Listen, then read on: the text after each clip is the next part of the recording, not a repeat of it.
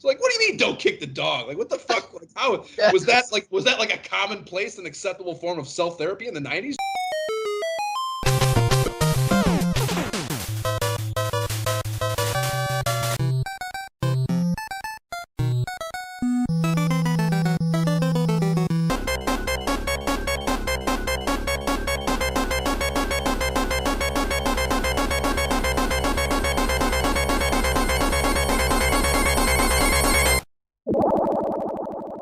This is the Imperial Schools of Honor podcast. I'm Josh Folan. And I'm Jay Baxtron. And we're going to be bullshitting about the formative years of console gaming as we revisit the periodicals that covered it.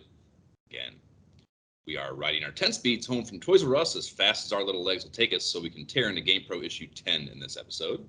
The link to the issue is in the show notes, as it always is. Please rate and review the podcast if you like what we're doing here. We'll read it on the show. It makes us feel great about ourselves. It helps other people find this fucking thing that we're doing. Facebook started showing memories for pages now. So now every time I open the Facebook page, it's showing us. It's reminding me how long we've been doing this is what I'm getting at.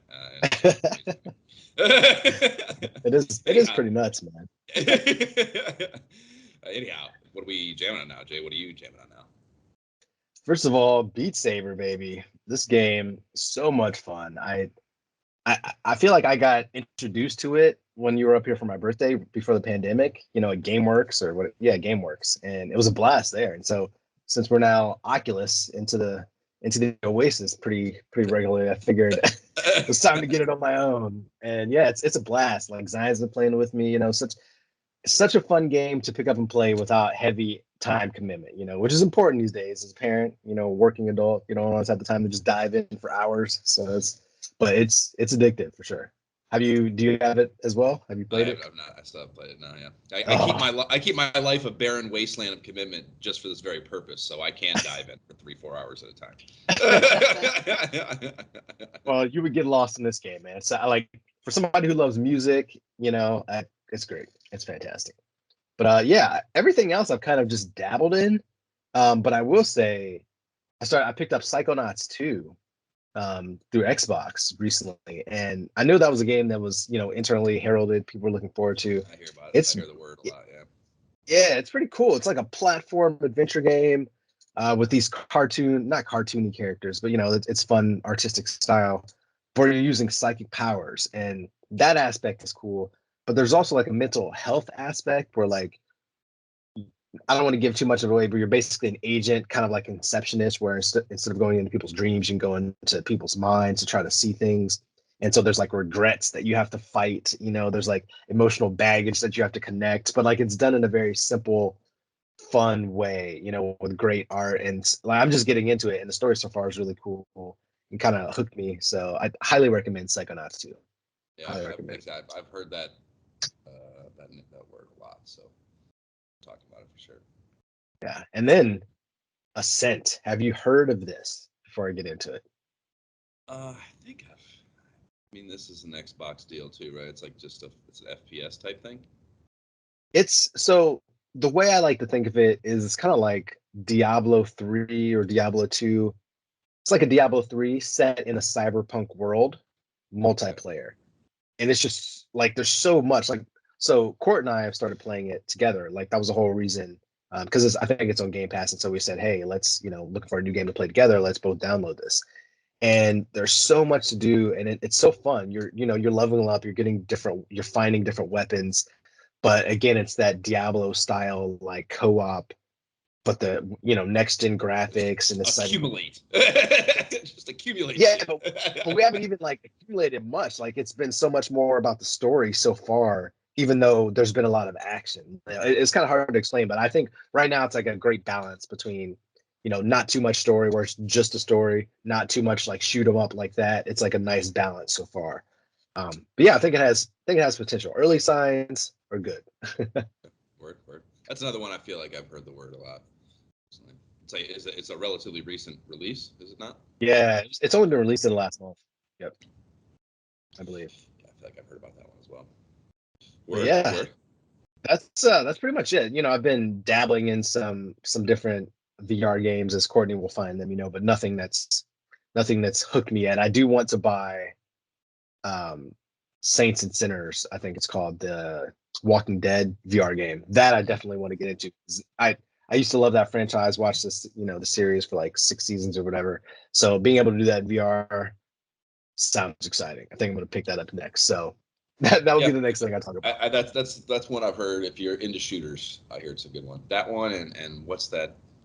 Population 1 or some shit like that.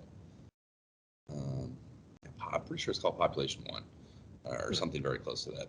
That is also a pretty good shooter, I guess. Yeah, I don't want to spend more money. I'm like, I have Game Pass, like I don't, but it's like this is a unique experience. I've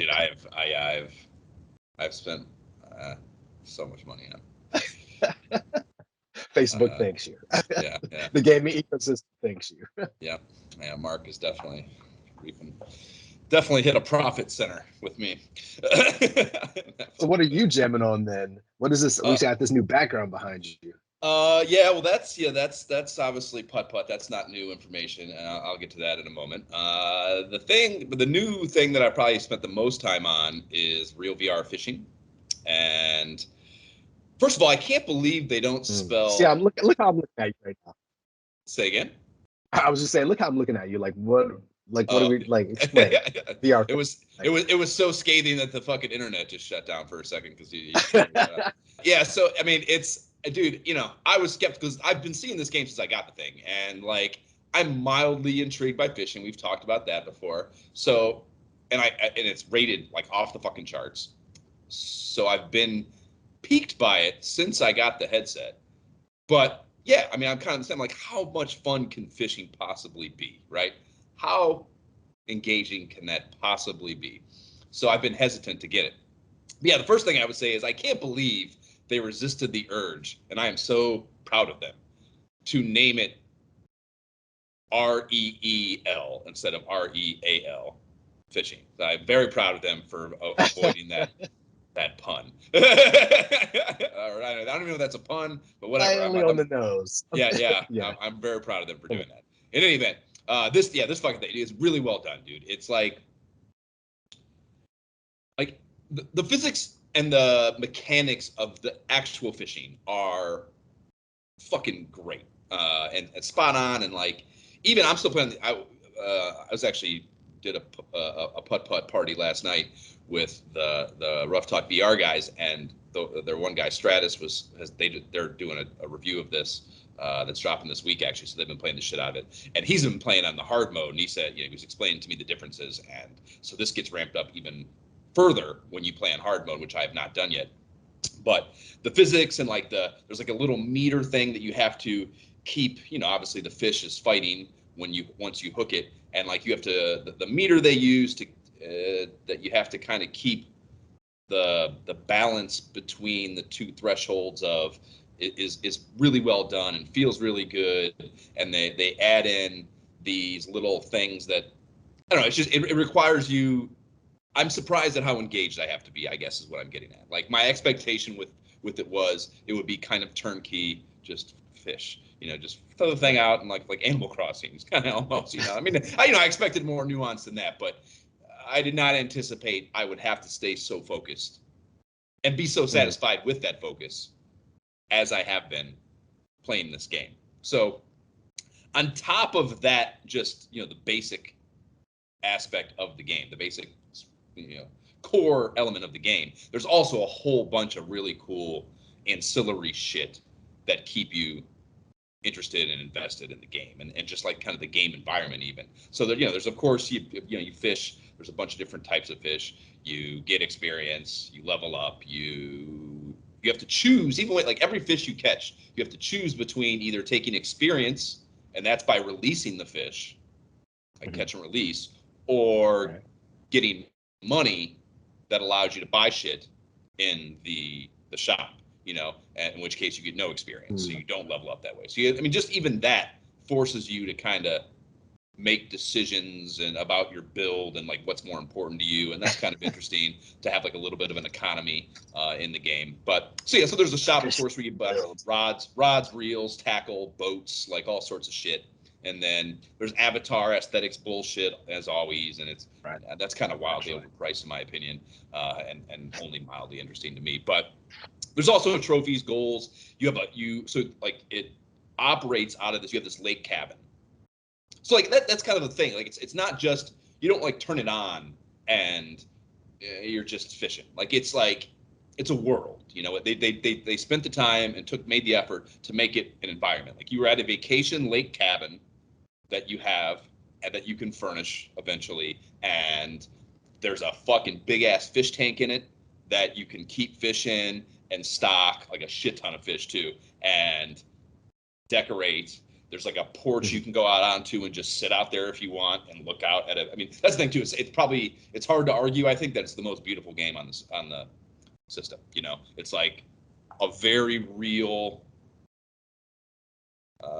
aesthetic, and it looks very, very good compared to anything I've seen on that headset. So it's beautiful. Wow. And yeah, you can just sit out there and just fucking, I don't know, like hang out. And like that's the thing. Like, so there's this multiplayer element to it where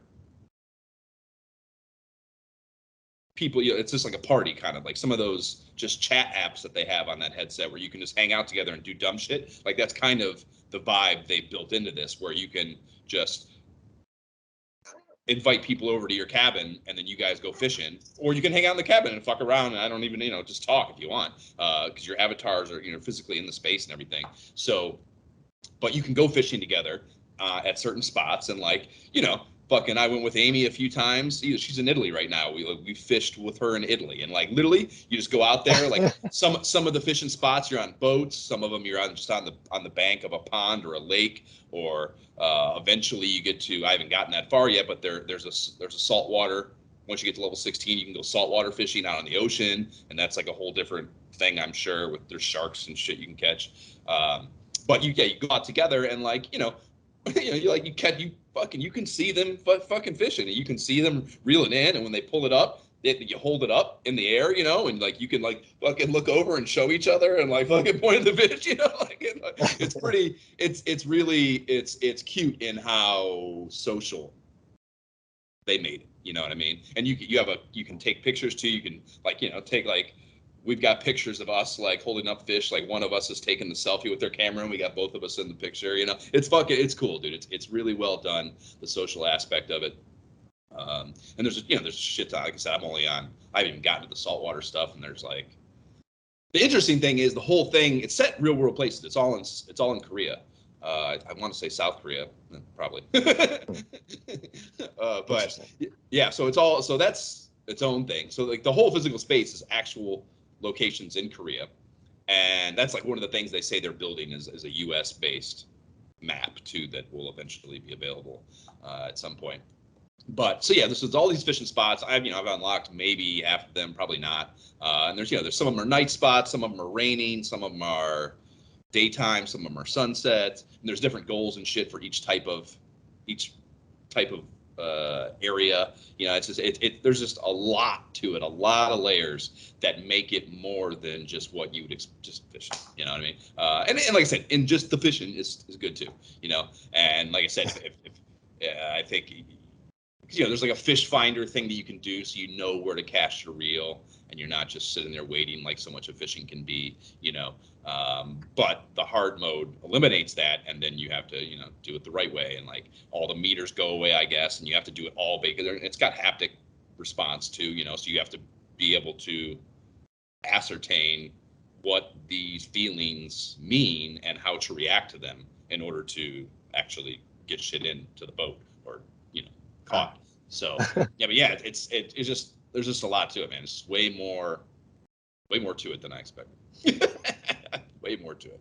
And you know, you talked about just being able to jump in and jump out, like something quick. Like there's no, I can't fathom there's anything. Even Beat Saber probably is more of a time commitment. Technically, you could fire this fucking thing up and go catch one fish if you wanted, and turn it off, and you would not lose anything or be incomplete in any way by doing that, you know. So there's legitimately no time commitment to it at all. It's very much just drop in, drop out. Yeah, it's very well done, and it's I understand you hate fishing, but I think it's worth at least taking a look at. And honestly, I think it's a reduced price too. I want to say it's only like $15 or $20 too. It's not even their high watermark price, so it's not terribly expensive. That's still steep for fishing. I don't know. It's not just fishing. We'll Like I said, see. it's not just I'm fishing. impressed. You've definitely painted a picture. You know, maybe I'll actually click on the preview this time and get a feel for it, because I haven't even gone that far. So I mean, I know I'm sure I watched that preview. I think I watched that preview and still wasn't sold. You know, and eventually it was like I needed something to do. I think I was waiting for something to download that was taking forever, and I was just like bored, and I was like, "Fuck it, I'll just." It's not like I was going to get the fishing game before the other one downloaded, but it was literally just I was just bored in the OS waiting for something to download, and I was finally just like, "Fuck it," and bought it, because I was bored in the OS. So yeah, it's cool. In any event, so been playing that periodically, and then Amy and I were looking for a co-op thing, so we downloaded this game called, and I would, this is really good, dude. I would highly you looking for something to do with Courtney? I fucking highly recommend this game. It is so cute and good. It's called Carly and the Reaper Man, and it is a real-time co-op puzzle game. So one person controls the little girl that's actually in the world, and the other controls the Reaper. And the Reaper is a godlike character that looms above and looks down on everything and has to manipulate blocks and platforms real time to help the little girl navigate through the world. And it's really well done, dude. It's kind of got like the theme of the game, or the theme of the environment, kind of has this Beetlejuice vibe to it. Okay. Just kind of like fun, quirky afterlife stuff, So that's like the aesthetic vibe to it. And then there's this, it reminds me a bit of the Spiritfarer story. If you remember me talking about that at all. I don't think you ever fucked with it, but yeah. It's kind of like this. You're trying to help these spirits in the afterlife with some sort of problem in a lot of cases, and every one of them every world is, to do that, you have to accomplish these,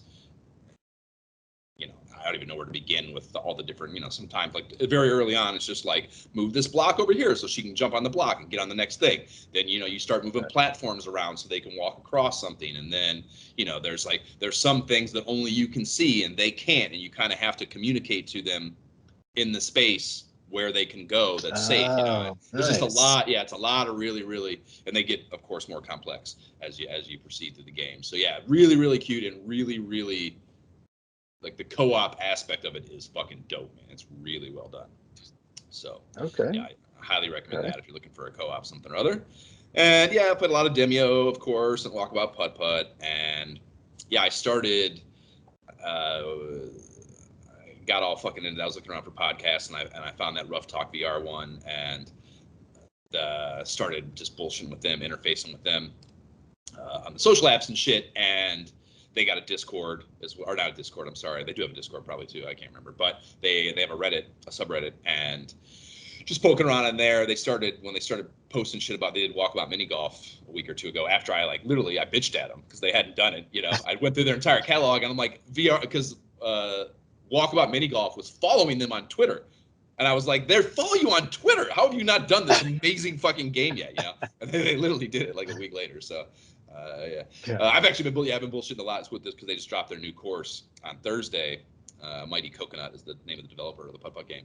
And so they've been, very active on fucking socials and shit. And I've been fucking tweeting back and forth with them about the new course and stuff. So they're pretty active and engaging in general. But yeah, I mean, like I weighed in, and like they fucking were talking shit too. Like and then like they actually fucked something up when they dropped the episode. They fucked something up about, you can I think you did it when we were playing. You can accidentally hit the ball if you're not paying attention. So, which I didn't even know, and I still don't use it because I just taught myself to not ever drop my putter unless I'm about to go. But I think you can hold the trigger, and it makes your putter unable to hit the ball. So if you hold your trigger at all times until you're going to go, like I actually watch some players, some of the better ones actually will use that to kind of like size up their shot and like actually go all the way through the motion as like part of the thing, and just let go of the trigger when they want the next one to actually hit it, So, but yeah, you can do that to avoid that problem, and I guess they didn't know that, as I didn't know it actually until this happened until whatever. But yeah, they fucked it up, and like people started bitching at them. I think maybe the developer included, so they like issued a public apology. It was pretty funny for that, because that was close to, I think, their only criticism of the game was that you could accidentally hit the ball, because it's a fucking perfect video game. But in any event, my point of this is we started bullshitting the subreddit, and we a couple of other listeners proposed doing a scheduled mandate of playing the game. So the past 2 Friday nights at 10 Eastern, we have got together and planned to get together, all 5 of us, and we go in and we play putt-putt together.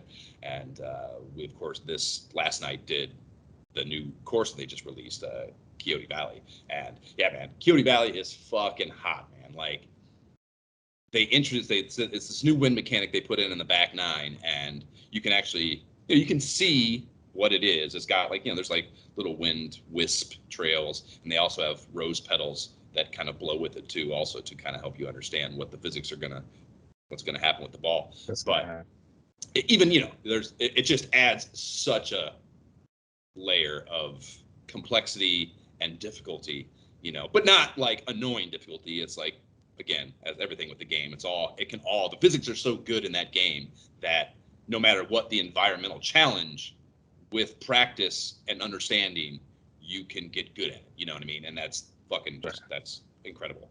And even with this wind thing, that's the case. So yeah, I played it maybe like a half dozen times now, maybe 1 or 2 more than that, and it's fucking hard, man. Like, it's played a game last night, and there was like, I think hole 9 it was. I was fucking, when we were playing the first one we played as a group, like this, I had played this course a half dozen times already, and like something was happening, and it fucking happened like 4 or 5 times in a row, and just crashed my entire game because I had like a 6-stroke hole on this one fucking hole, and like one of the dudes is really fucking good in the group, and last week, we fucking, I think, yeah, he won by 1 stroke. We played Cherry Blossoms last week. He won by 1 stroke. Everyone else had to split afterwards. He and I stayed on and played literally until my headset died.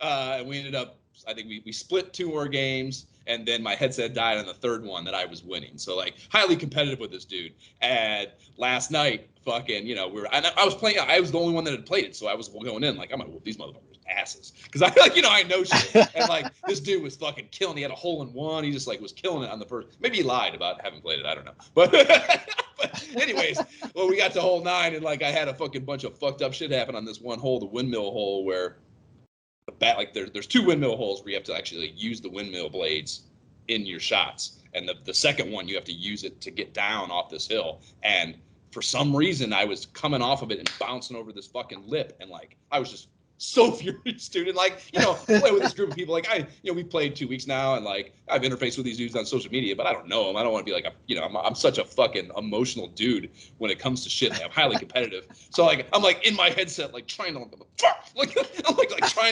trying to be cool and like even keeled without like basically don't be a whiny bitch. But I was so upset. Right. Because like I had played this course, I didn't understand why this was happening. Yeah, I was so fucking pissed off. Anyway, it's a great course, and we got to play, dude. It's there's a whole new, of course, new balls to hunt for too, and that's fucking dope. I'm excited about that. I got maybe, I think, 11 of the 18 I found, so it's been too long since I played, so I'm down. Yeah, you do. You gotta. It's so you got to get good at it. It's not gonna be fun until you're good at it, because. Well, I mean, I'm naturally amazing at putt-putt. So just sure. Well, that gives you a leg up. I think it'll be fine. It's a whole different level of, because those courses are insane. So you have to like learn the nuances, and like once you get good, and you're not scared to like start using math, man. Like, trying to figure out like the very specific bounces and shit to like get the most efficient run of a course. Like, it is so engaging, because once you get into that kind of minutia, you're like testing shit out and fucking experimenting. And like when you find something that's like a new solution to cut a stroke off a fucking hole, you're like, fucking so satisfying. Such a great game. So yeah, that's it on the VR front. I actually, you know, I kind of was thinking about it. I was actually considering, I was like, should I sell my Xbox? Blasphemy. Yeah, you know, Blasphemy. like they're still, I think, relatively hard to get. Like this is the high watermark on the market for right now. And I was like, and I don't ever touch this fucking thing now. Do I even want to touch it? Like I was seriously thinking, like, should I sell this Gosh. motherfucker right now? Because I had not touched it, you know, at all since we last recorded. And I got wind. I listened to there's this Kane and Rince podcast I listened to that did, and this game had been on my radar for a while, but it wasn't on Game Pass last time I had it brought to my attention, and they did an episode on it, and it is on Game Pass now, so I ended up downloading it and fucking with it. But Hypnospace Outlaw, have you heard of this game? I have not. Do tell. Yeah, it's a great title, right? I fuck it up every time. I was telling Jab to download it because it's right in his wheelhouse, I think. And I was telling him Hypnospace Cowboy, and he's like, "What? Like I can't find anything." I'm like, no. It's like, Outlaw. I'm like, oh yeah, Cowboy Outlaw, whatever. So tough name to remember. Anyways, so it is, dude. It's soul crushingly brilliant and creative. I don't know if it's fun. I can't figure out whether I think it's fun. But I know that it is brilliant and creative. Maybe the most I've ever seen in a video game. Like it is just, Wow. I don't even know. Like the idea I don't think it's a big developer either. The idea that a few people sat down and figured this out and created this thing is just crazy to me. But anyways, the whole game occurs on a kind of a Windows-esque desktop computer interface from the late 90s. So it's actually got a date. I think that the date in the game is, at least with the start, I'm sure it progresses, but I think it's November 5th, 1999. So that's when the game is set, right? And yeah, the whole thing happens. You're just looking at a computer monitor essentially, and everything in the game happens on that computer monitor.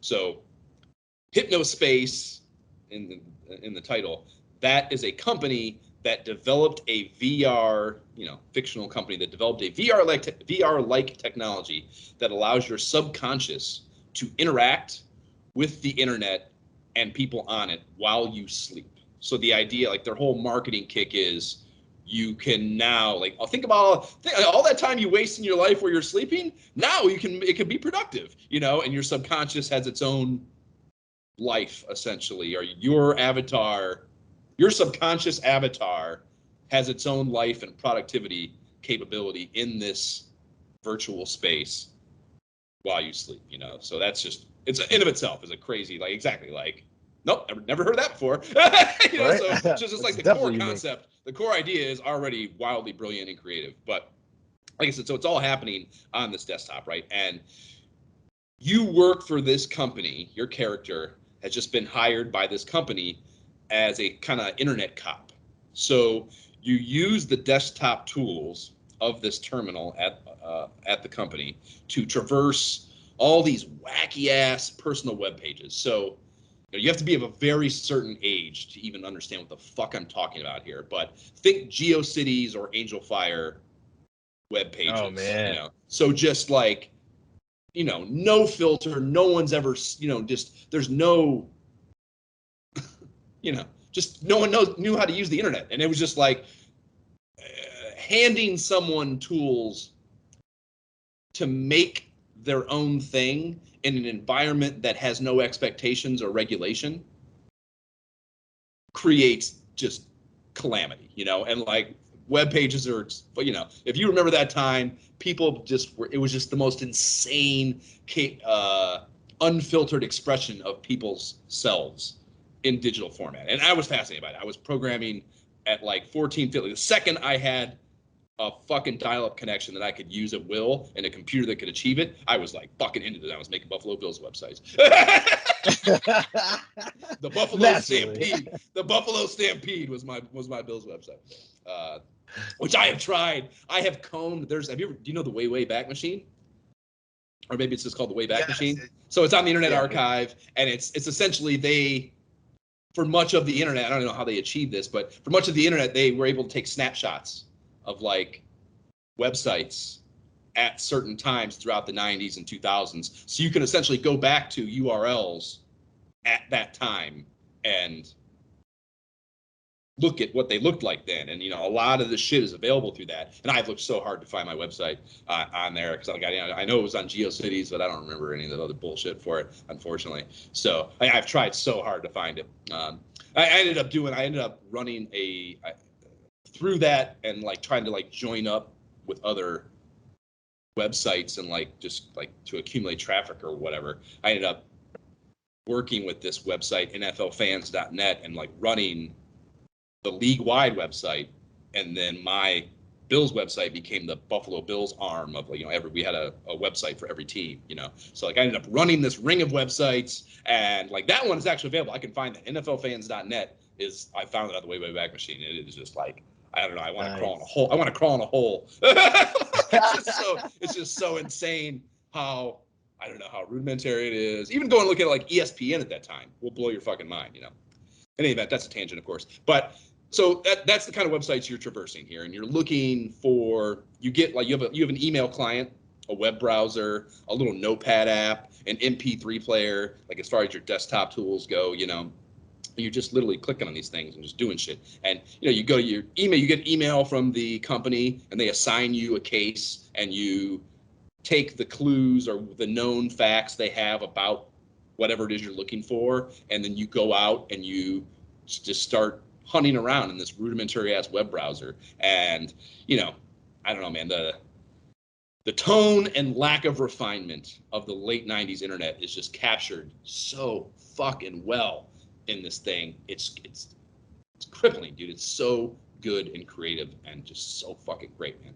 It's so well fucking done. And like even like the tutorial you do in the beginning is it's like those full motion videos from like the thing I think of most, probably because my exposure to it was so extensive, but Civilization 2, the advisors in Civilization 2, if you played that game at all to know, it's like these really shitty little they're like the size of a stamp videos, that just, they're all pixelated and fucking horrible looking, but video on your computer that was real time, even for like 7 seconds, like mind blown in 1996, you know what I mean? So that they nailed that with these videos of like the training stuff, and they have just like stock video footage of like some guy hammering something or something, and he looks like he's a guy in the 90s at some shitty factory hammering something. It just is, everything about it aesthetically and tonally is just fucking perfect. And I'm like I said, if you didn't live through this and you weren't of the right age, the formative age in those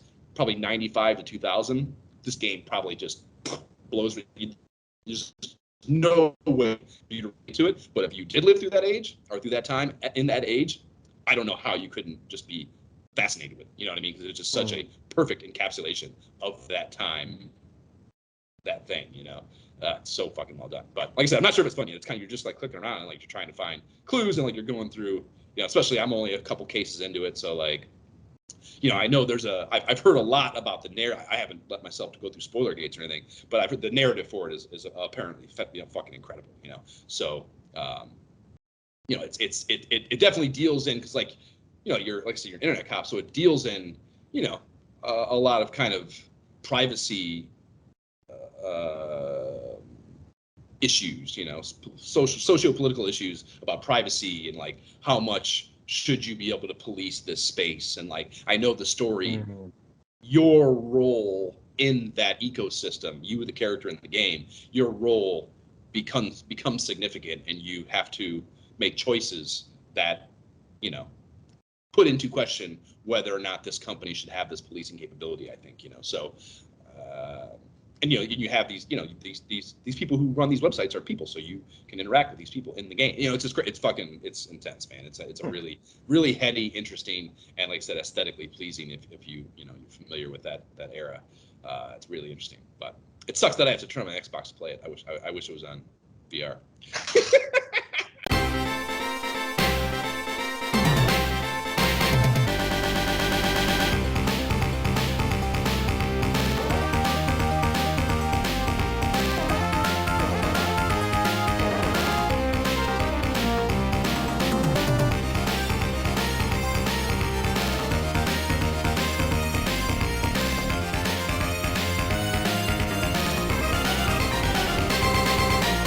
That is the Streets of New York theme from Teenage Mutant Ninja Turtles, the arcade game, bringing us in.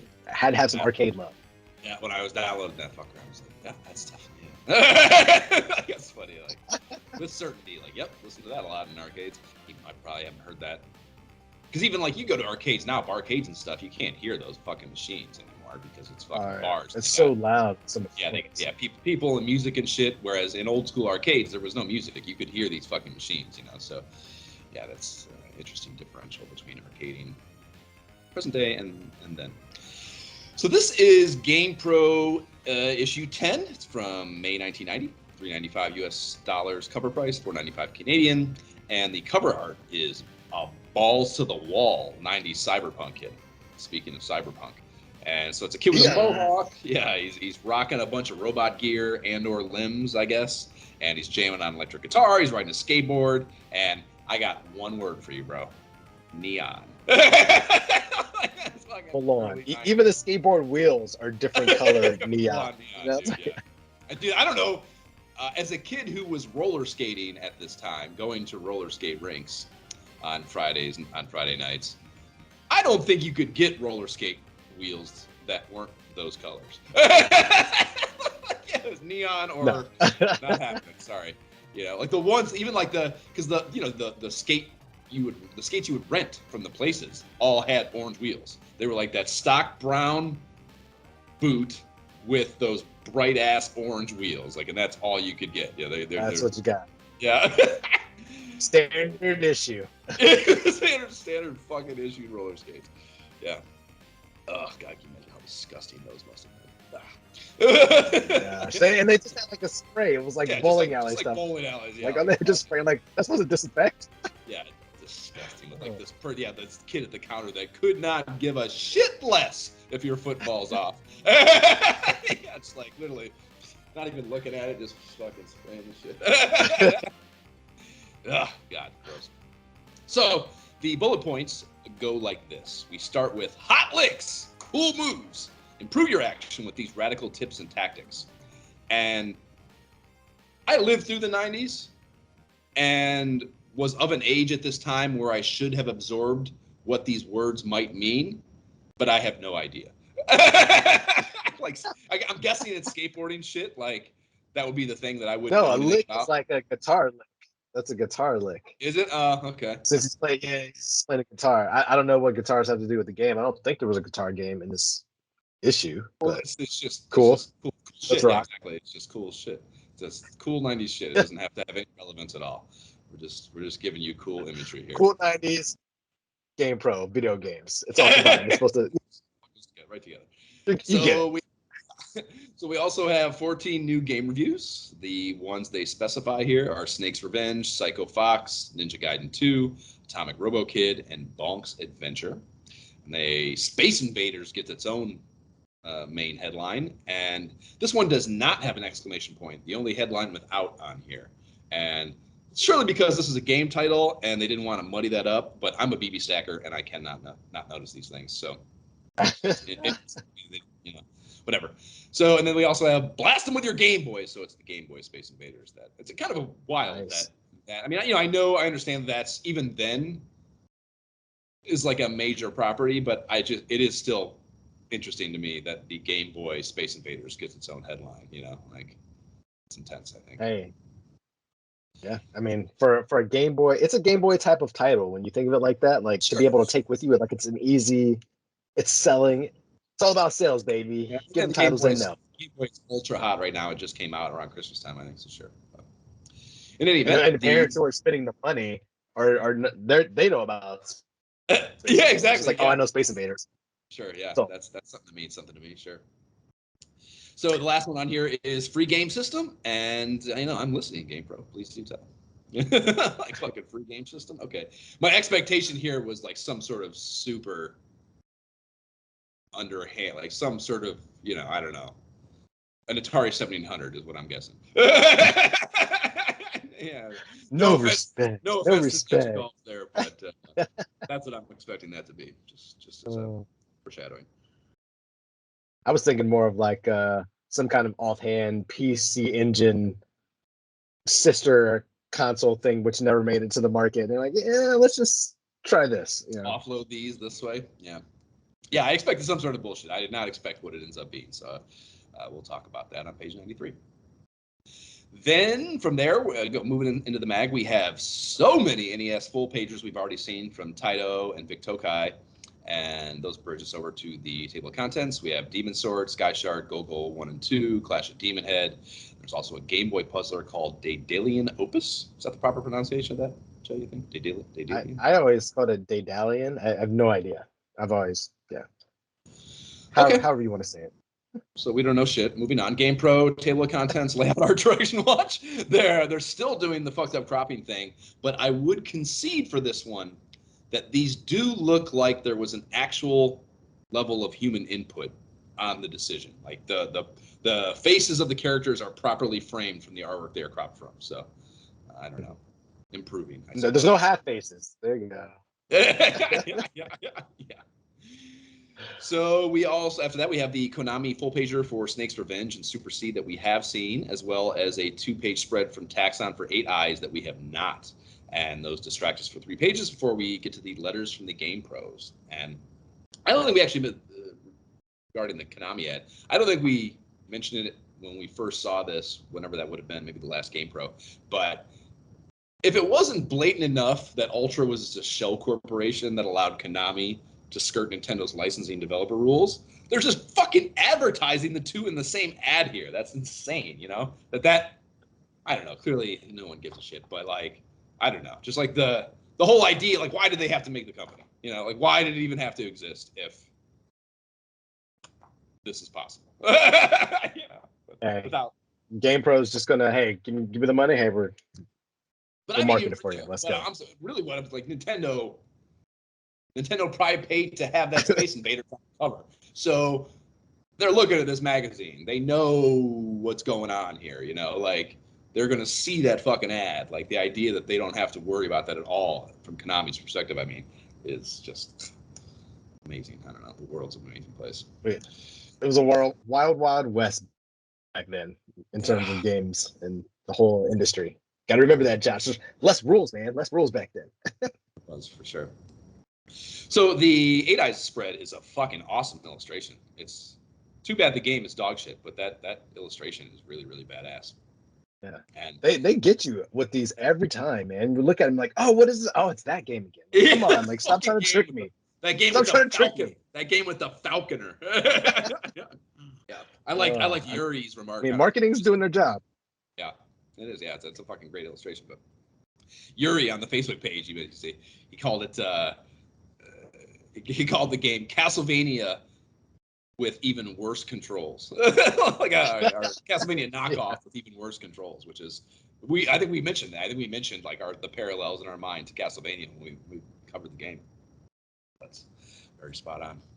Anyhow, letter from the editor, and the entire letter is essentially a PSA publicly declaring that it's okay if you're an adult that likes video games.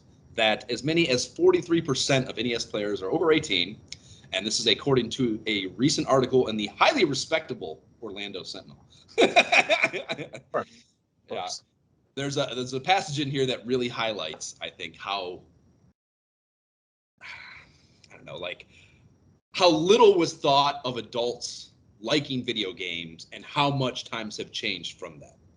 So it goes, it seems some of these adult gamers got hooked on video games when they were younger.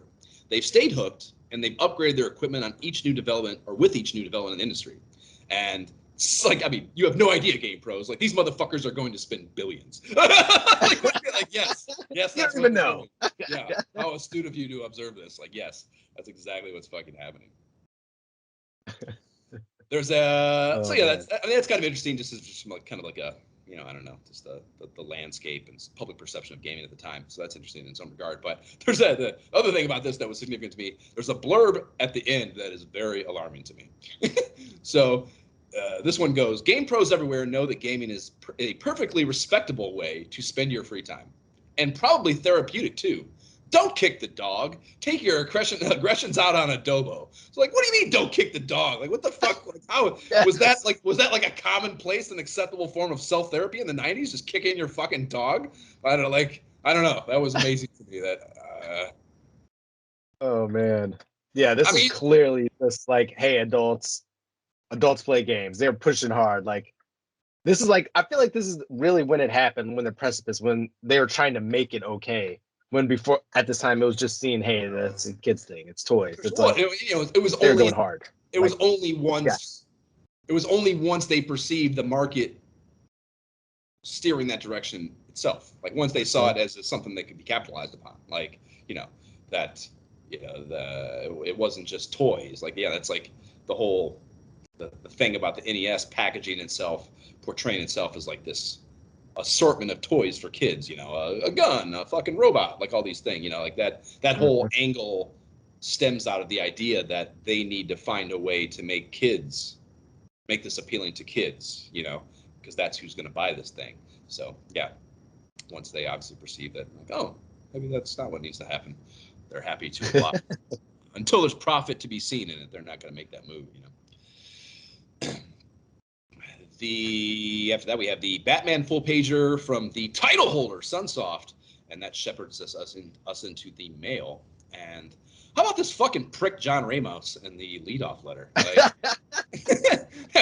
he starts off with this, he starts off with this effusive but still somehow pompous, praiseful opening.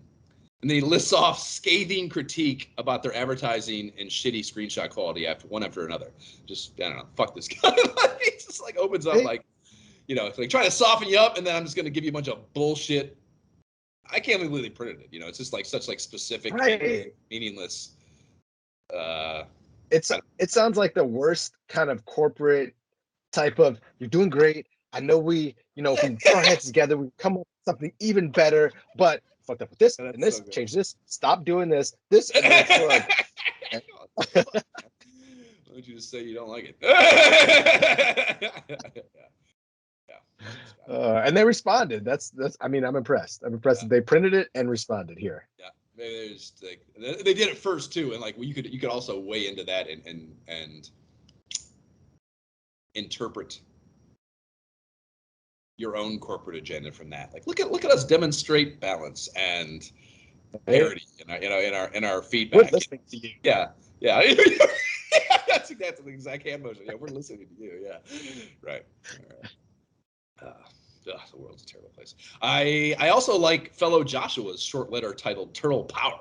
And as your music, alludes to, he's so fucking blown away by the coin hop Ninja Turtles beat him up that he's just writing in to say, holy shit, you have to play this game. It's like when I get all amped up in our fucking or what we're playing now things like, oh my God, go download Putt Putt. Like it's gonna fucking blow your mind. Like he's just so excited about it that someone's got to know. Like he's got to tell. So who do I tell? I gotta write the magazine so they can tell everyone. You have to go play this game. Like, yeah, no, it's fucking incredible how excited he is. Yeah. Oh man, I love that, dude.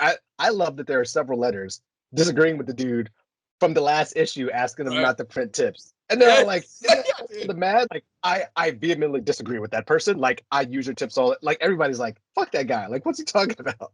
Yeah, it's great.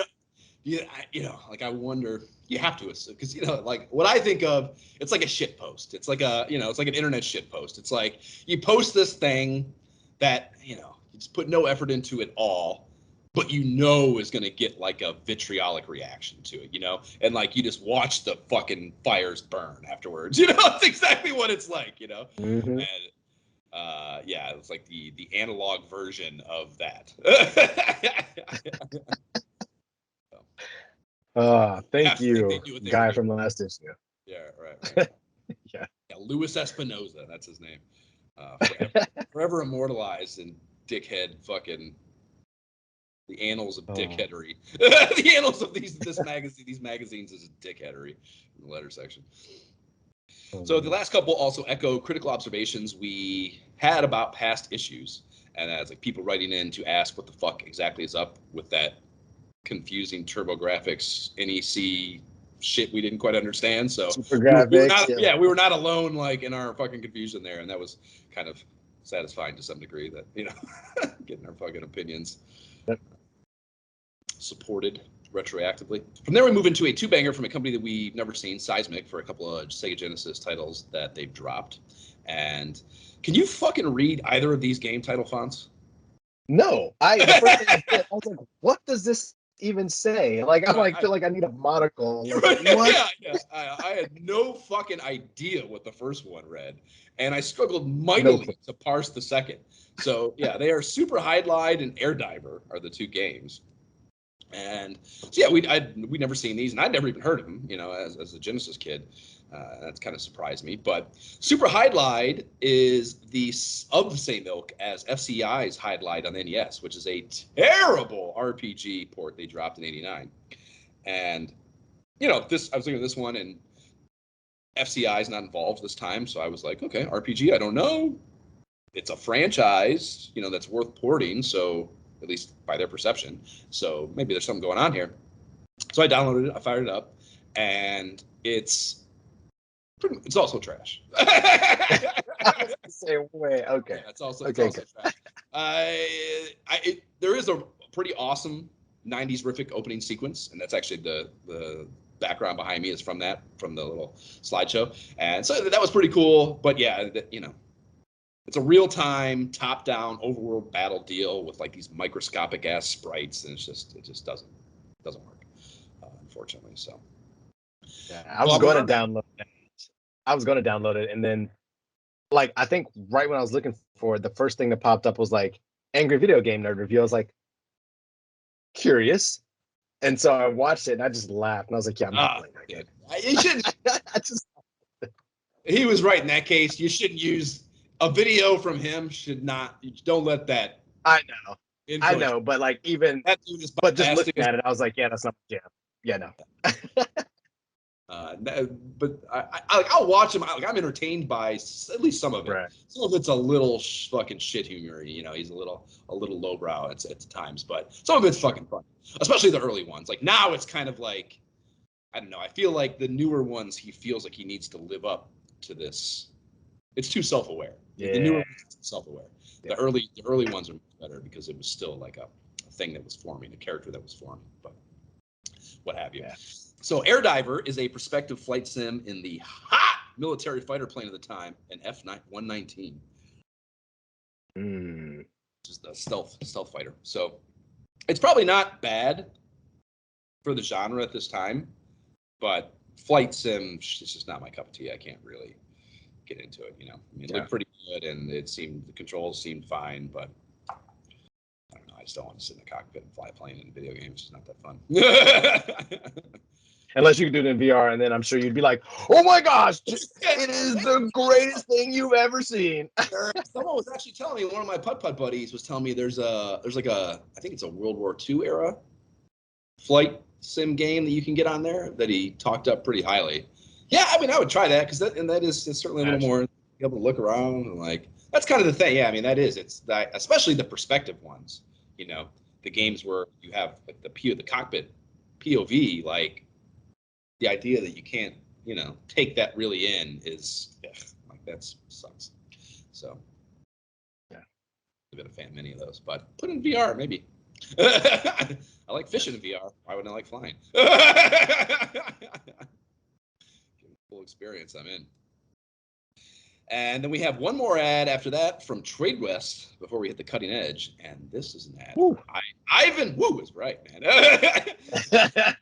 Ivan Iron Man Stewart's Super Offer on the NES. And we haven't seen this ad yet. And I don't believe we've seen the game since it dropped in April. Because I remember we've talked about it, but it was pre-release. So this is the first time it's been fair game for a game app. And I mean, podcast over. That's what we're playing next. I sat down and played 14 straight races. Like when I got to this ad, played.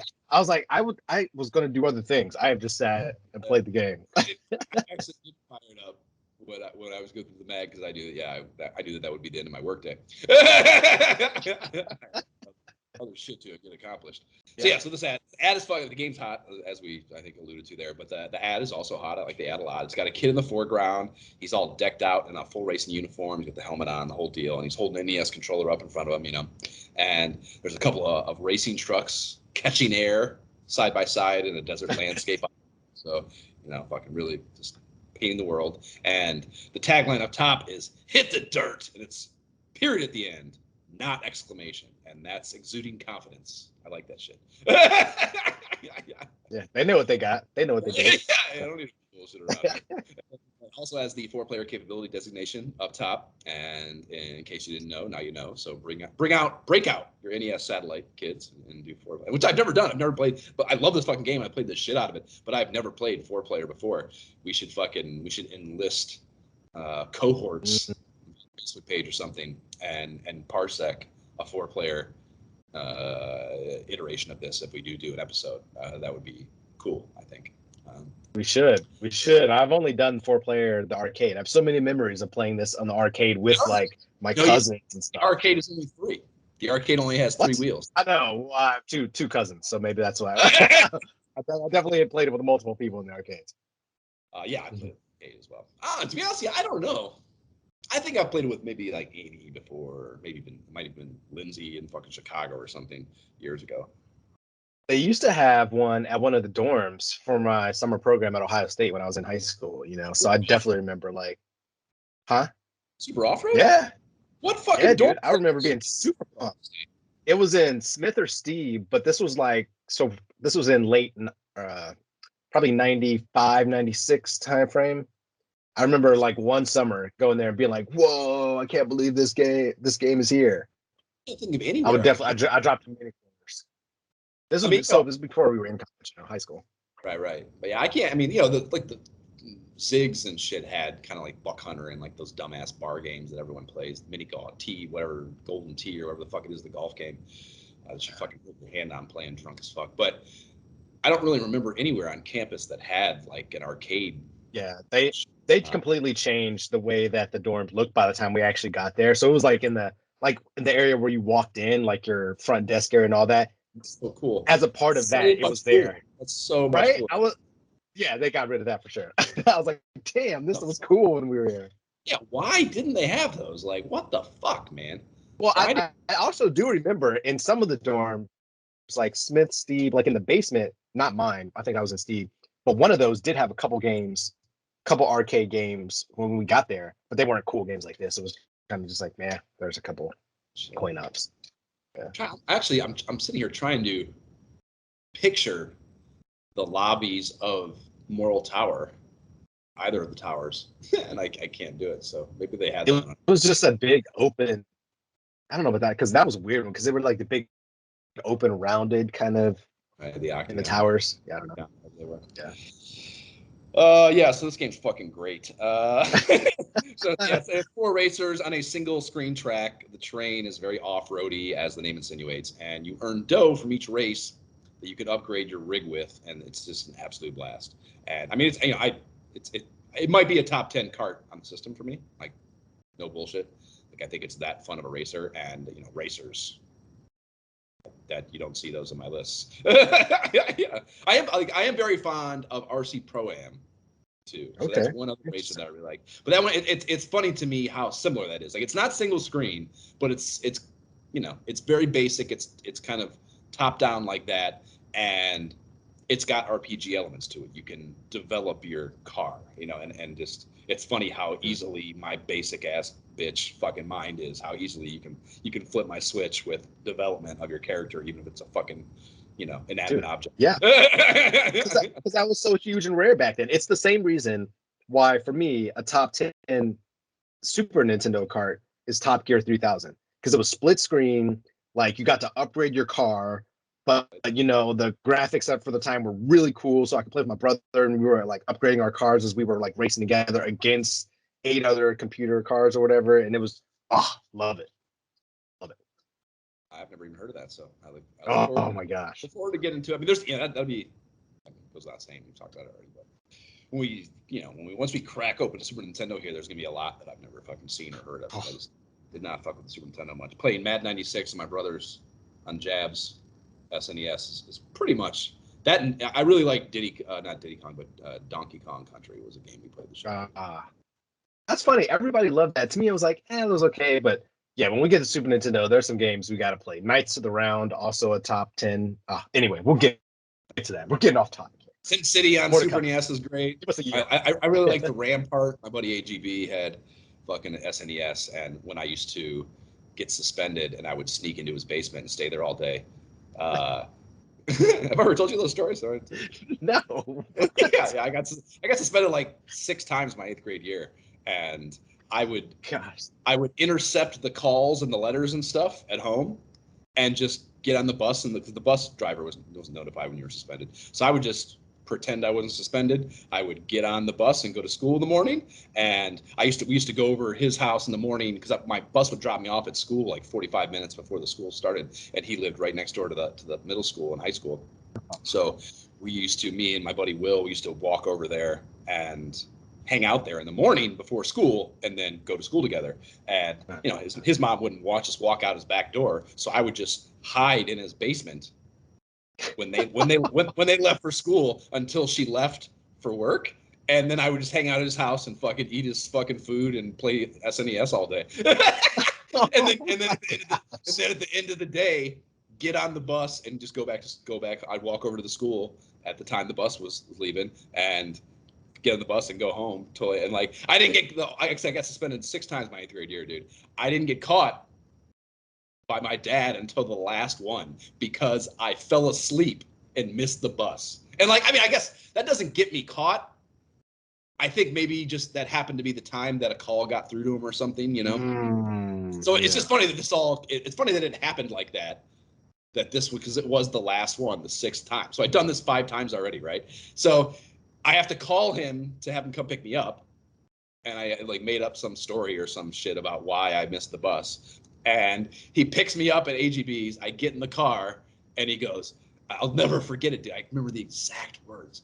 He looks at me as I get in the car. He goes, you got to get up pretty early in the morning to get one past me. I'm sitting there in my head thinking like, motherfucker, this is the 6th time. Like, yeah, you're right. I did wake up early enough the other 5 times. You're right. Like, super fucking early, dude.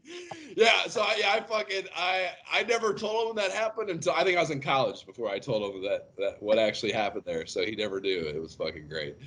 That's so good. Oh man, kids, do not try this at home. Do not, follow Josh's footsteps. I did not get suspended 6 times. It was all dumb shit, like manifest disrespect, insubordination, just literally being a prick to teachers.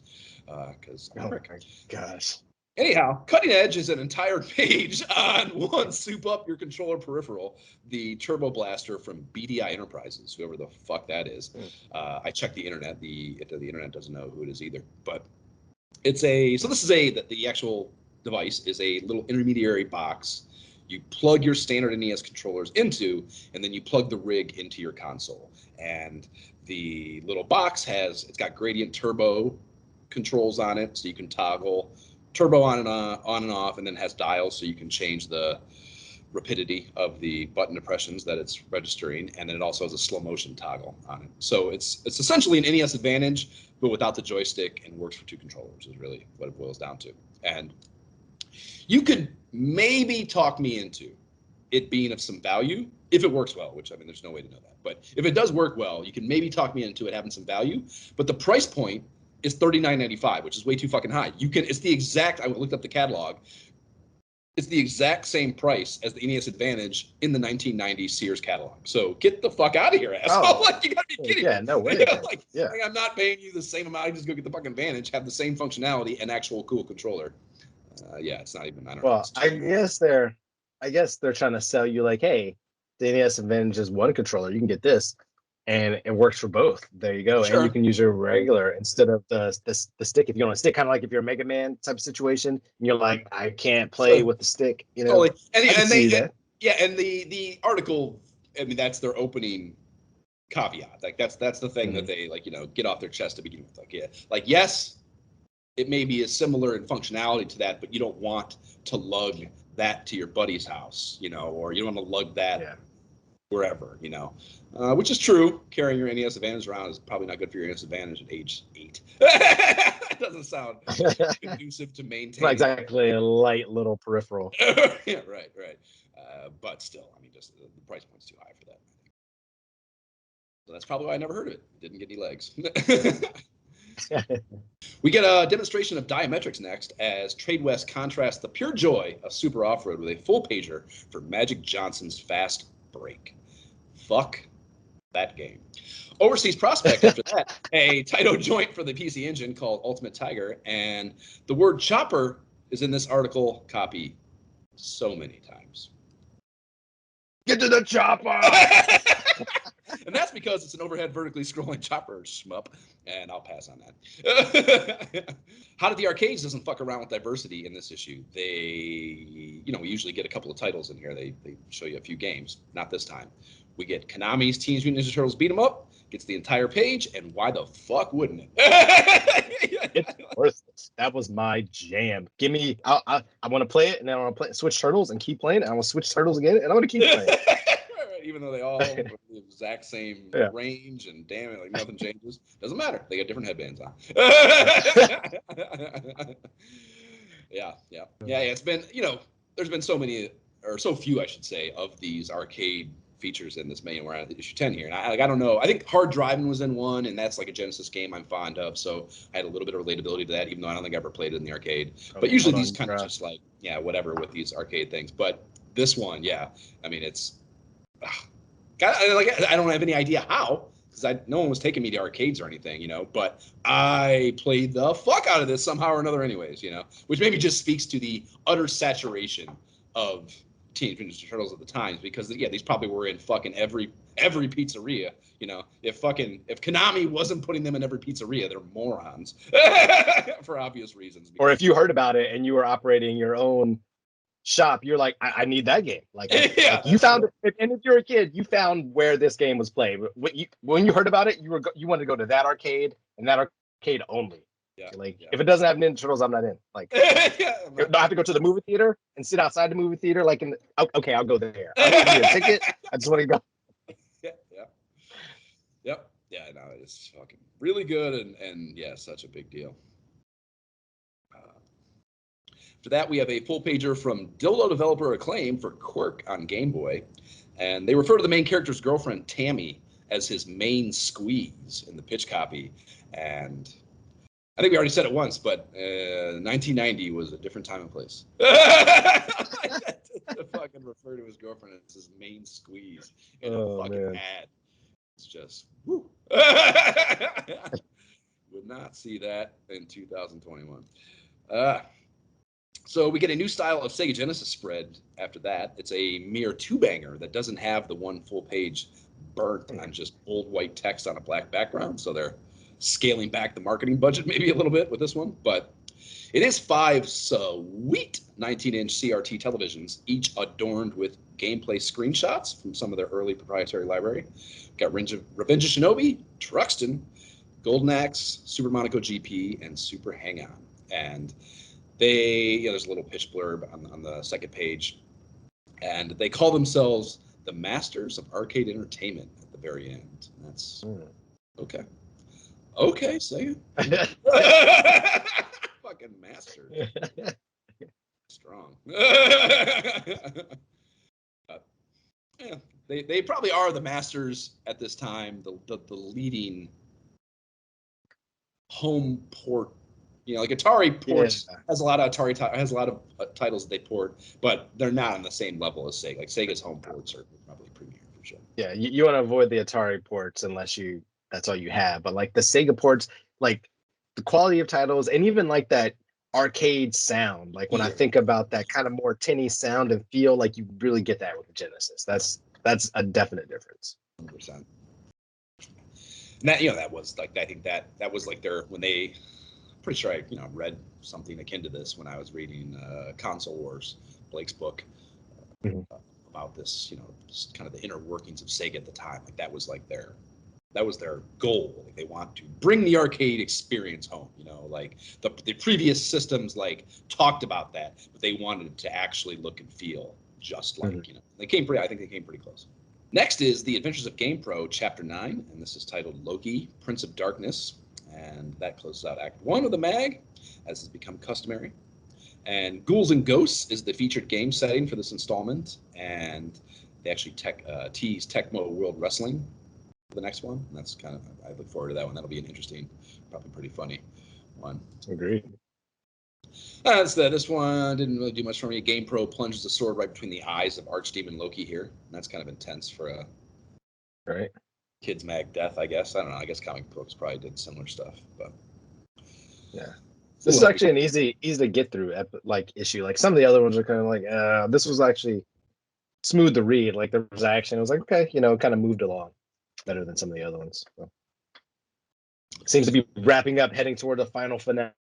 Right. Here. Yeah. Like I wonder. Yeah. I'm curious to know, and you know, we'll have our talk later. Maybe we'll never know, at least not for the purpose of this pod. But is it like episodic in that it will have a closure point to it, or is it serialized and with an intent to go forever? You know what I mean? I'm sure the intent is to go, but it feels like it's heading toward a conclusion, you know, like that's good. If maybe this adventure. Yeah. I mean, that's good writing if they don't, you know, to make you feel like you're, you know, we'll see, maybe. In wrestling tights.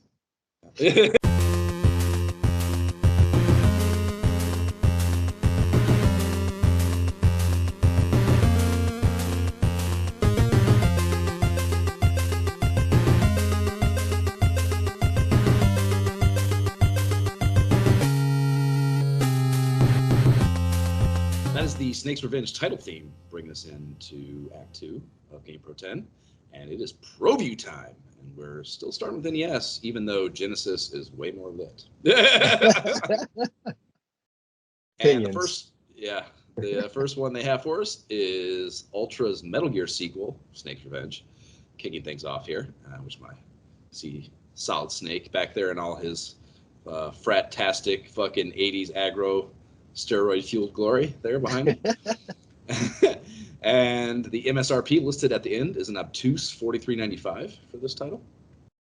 And it dropped in April, so it's a live grenade for game app purposes. Have you played the original Metal Gear?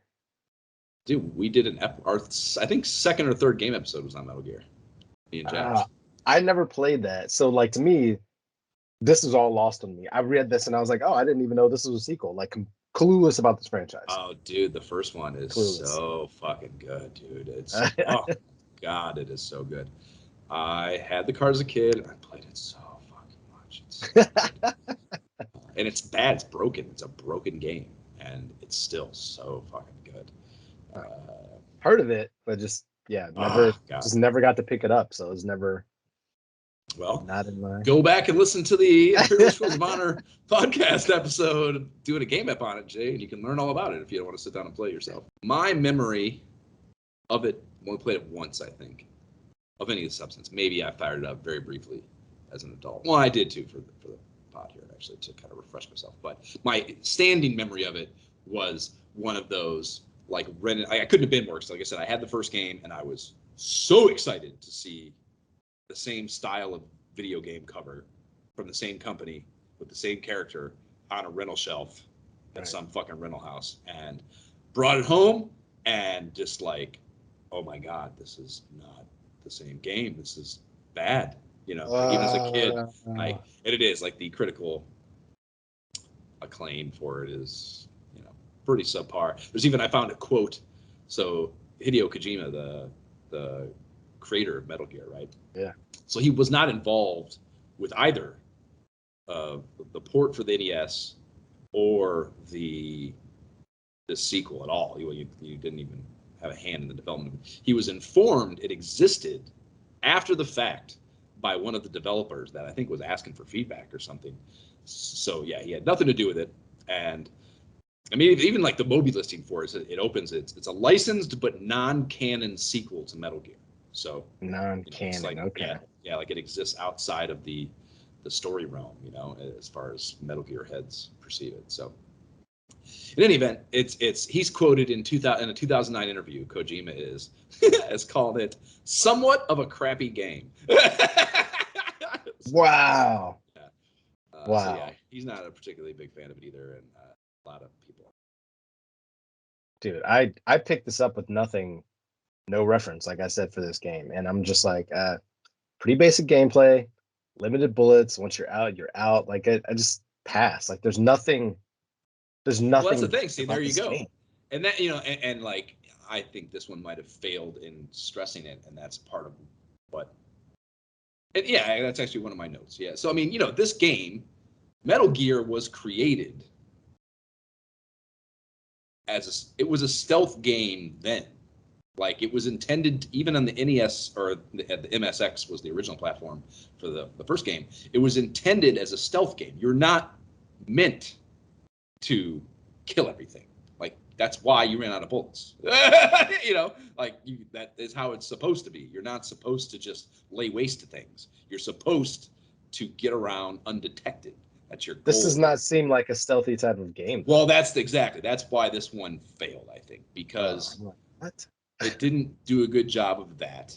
And yeah, so I mean, first of all, it's comparable to the first game in the sense that it's you start as this top-down 45-degree angle screens. You have tons of weapon and gear to score and sift through menus of. You have a transceiver to communicate about special ops with other top secret fucking whatever agents or what have you. But for this one, which they did not have in the first game, with the exception of the elevator screens, which has always been kind of weird to me. But they added a standard issue side-scrolling action platformer sequences to this game. So I just knowing that and like going into it to refresh my memory, I expected that because that doesn't lend itself to stealth. You're just killing shit then, And I mean, and at a principle level, you were contradicting the intent of the IP and not even the intent, but the world that the IP is supposed to be happening in. So, you fucked it up just by that simple mechanical introduction. You know what I mean? So that fucking sucks. And it is. That's you lose. Going into it, like you lost all fucking stealth feel in those sequences, and even in the top down stuff. Like, you fucking have. You go onto each screen and there's like the flares that come out and light up the screen. And then the dudes come out.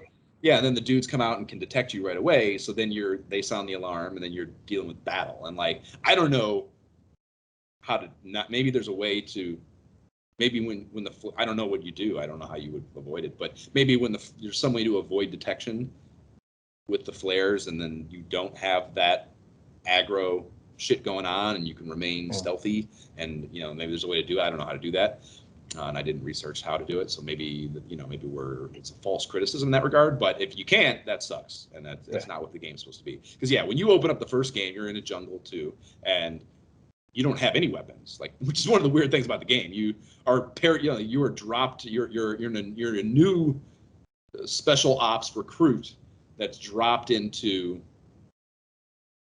enemy territory and you're separated. Like you go out of the plane first and like the opening cinematic, which is badass, especially for early NES, you drop out of a plane with 4 other dudes, but you drop out and then they don't drop out for a while. So you're segregated from the group, and you don't have any weaponry. So it's just like, I don't know. I mean, I guess maybe narratively you could justify that they had the equipment and you didn't or something. I don't know why each soldier wouldn't be equipped.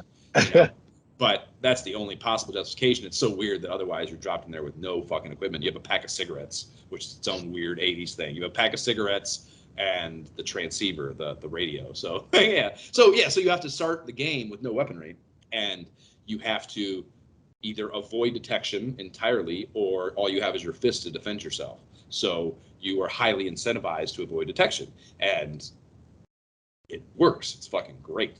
And you slowly acquire weaponry and gear and stuff that allows you to navigate the world. And it's so well done, so good. And this one, it fucks it up quite a bit, I think. But just far, it is still Ultra though. It's Konami, so they wrap up their ball of shit quite well with very pretty things.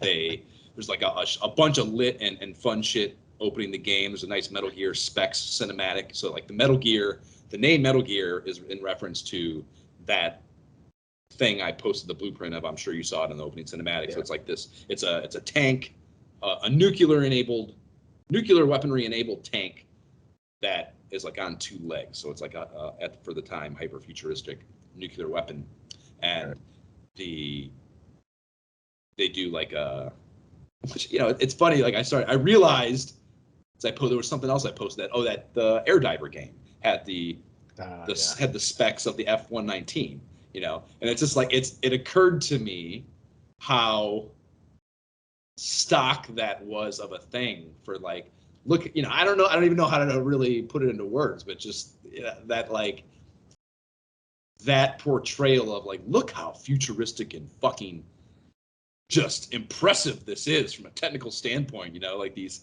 look at all, it's all done that same way, like on a black background wireframe with the same font for the computer, you know, computer terminal font. Give me the specs. Yeah, and it is. Yeah, like, that's why I started. Like, I don't even need to. I don't need. I try to come up with these, in my perception, dumbass little witty things I post with the shit for the social media stuff. But like, that's all you need for those, just specs. Yeah, all capitals. Like, that's what it is. That's how exactly what they think in their head when they're making those. Like, just look at these specs. You can't beat this. Yeah, look how fucking incredible these are. So yeah, so you get one of those for Metal Gear, and then they have some character intro montage shit. This thing behind me of Solid Snake explaining to you, you know, how his career has developed since the first game, and then you have the getting dropped off by the chopper cinematic, et cetera, et cetera. So you know, There's such weird names for the people in this game. I was like, yeah. That's how, yeah, dude. Fucking Contra with Scorpion, and what was the other one's name? Freaking. I want to say Animal, but that's Legion of Doom. Yeah, I know. I keep wanting to say you're talking Falconer. Right, yeah. Whatever the fuck it is. Oh, yeah, they always, it's just that 80s. Like Hyarola Cockamamie, like, come on now. Like, you just really threw some stuff together. Like, yeah. How bombastic can we make this? How outlandish can we make this? Yeah, so the first thing you're presented is with and that's the thing too, like that's its own interesting thing about these games. You have these transceiver deals that are like this radio it's about, that's how they carry you through the story is you're introduced to these characters through this radio, and they even like ramped that up from the first game. So in the first game it's just like literally a static screenshot of this like old school looking military radio, and you gotta punch in the coordinates of, or the not coordinates, what do you call that, the frequency of, like you find frequency, people give you frequencies in the game, like when you rescue prisoners and stuff, and they'll give you a frequency on which you can communicate with a certain person that you need to get in touch with to move the story along. And in this one they have the same thing, and it isn't just a shitty old transistor radio anymore. It's a monochrome screen that shows you who you're talking to. So it's like this computer interface now with a computer screen, you know. Okay. So that's like developed a little bit, and that's kind of nice. And you're also given a gun to start with this time, which is a little more realistic, I think, even if it's only a puny Beretta. But it is still nice to have a fucking gun, I guess, and it makes a lot more sense for a military fucking special ops person to be given some weaponry. But whatever. And I think you also get a knife too, maybe to start as well. But so you got that, and you get a little bit more of a leg up to start the game. And as you know, Konami does with the music, it's fucking absolutely lit. Like we used that. We did use. Yeah, the fucking theme and the intro. Actually, yeah. Yep, and even the first jungle theme that you like the first level thing when you get into the game is off the wall, fucking lit.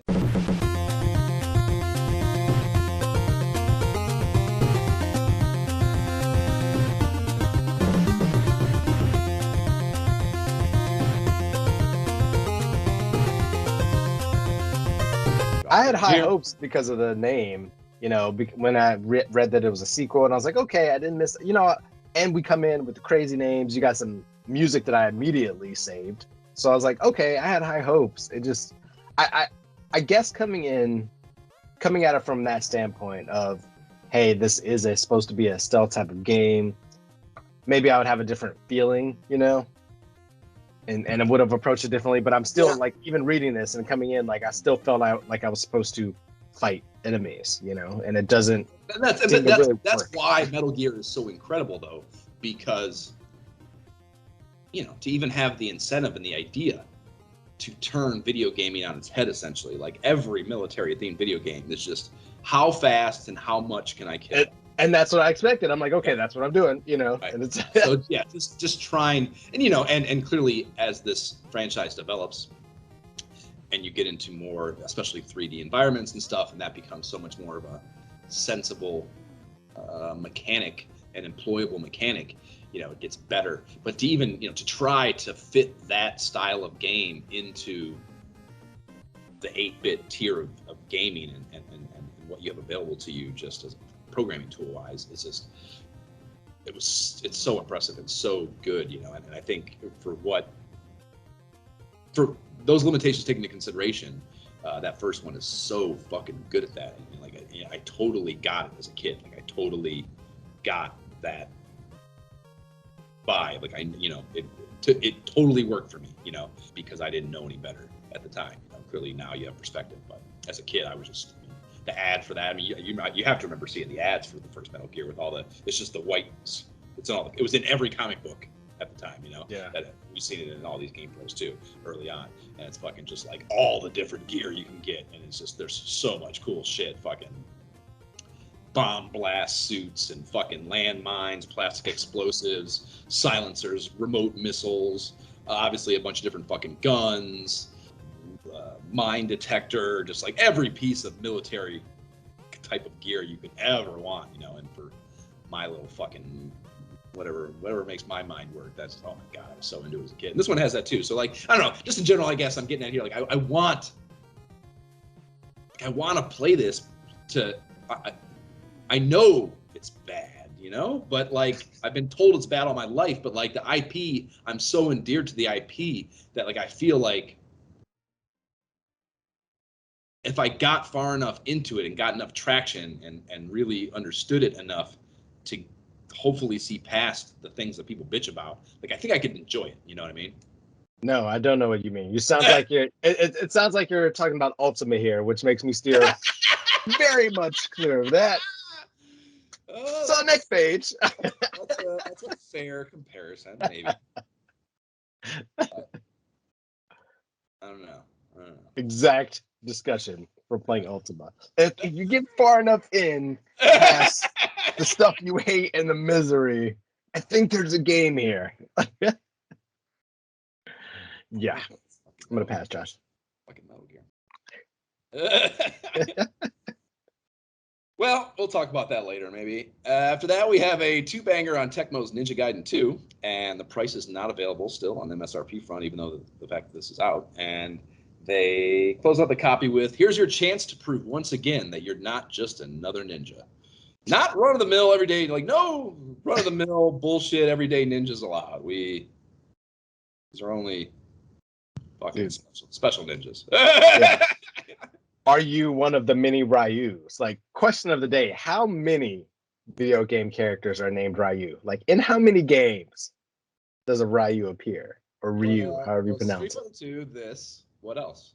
There's so many, dude. I feel like I should have prepared this in advance because I just saw this and I was like, another Ryu. Like, there's so many games in the 90s where like characters were Ryu. Like, there's a game on the Switch. I can't believe you didn't remember that to be for the first one, Ryu Hayabusa, because he's mentioned by name so many times in those cinematics. I guess part of this is because Jab and I had the game, so we played the first Ninja Gaiden so fucking much. Yeah, of course. So that's probably why it's. But yeah, to me, like to not know Ryu Hayabusa is his fucking name is crazy to me. In any event, I still think we should wait. I mean, it's fire. I fired it up to just because I wasn't sure if I remembered it viscerally or not. So I fired it up and played to the first stage, and it is absolute fucking fire. And they fixed a lot of the dumb shit that sucks in the first one. So we should, I mean, there's just no question. I think we should play it, but I think we should still wait for the strategy guide to hit first so we can use that just like we talked about, even though we haven't gotten to it yet. Super Mario Brothers 3, which I don't think that even appeared in this issue at all. Super Mario 3? I don't think it did. Think it did either. Yeah. Well, it'll be in Nintendo. I think in an ad. Maybe we've seen it in an ad. I don't know. I don't think it is, dude. I don't think it's in the outline at all. I would have written it down. Huh. And I feel like I think it would have at least appeared on my preliminary game app discussion list. Because like I said, I list out each one I'm down with as I go and then pare it down when I'm done with the issue. So that one would have been stood out to me. I don't think it is. But yeah, it'll be a Nintendo Power 9 times. In any event, yeah, I think as great as this is, I think we should wait till the strategy guys out. So I don't know if we should actually discuss it yet. Personal opinion. I'll listen to others though. After that, we have 2 pages on the aforementioned Magic Johnson's Fast Break, and I just can't, man. Fire. Then Hudson Soft is still trying to convince us to play their miscellaneous space shooters, Zezzies, Yeah, or whatever the hell that's it's how called. I think it's fun. No, not fucking. It's fun 44.90 music, side-scrolling action. Come on, John. 44.95 and 42.95 for those respectively. Hard no. And then we have Hal America ads for Vegas Dream and Adventures of Lolo 2, bookending Sawfell's Greed is Good embodiment, Wall Street Kid, and even more no for most of that, but Lolo 2 still perks my ears up. I would still listen to that conversation. And then we turn our attention to the Master System, which Sega is keeping alive via life support for the cursory release GamePro fields that need to cover solely to, in my estimation, give them reason not to fix that game system list banner up top on the cover each month. This is the only reason. Except for that. Just leave it. Magazine. Yeah, that's the only reason. And the title is Psycho Fox, and it's developed by Vic Tokai. Grown on that. That's not really faring well on NES for the most part.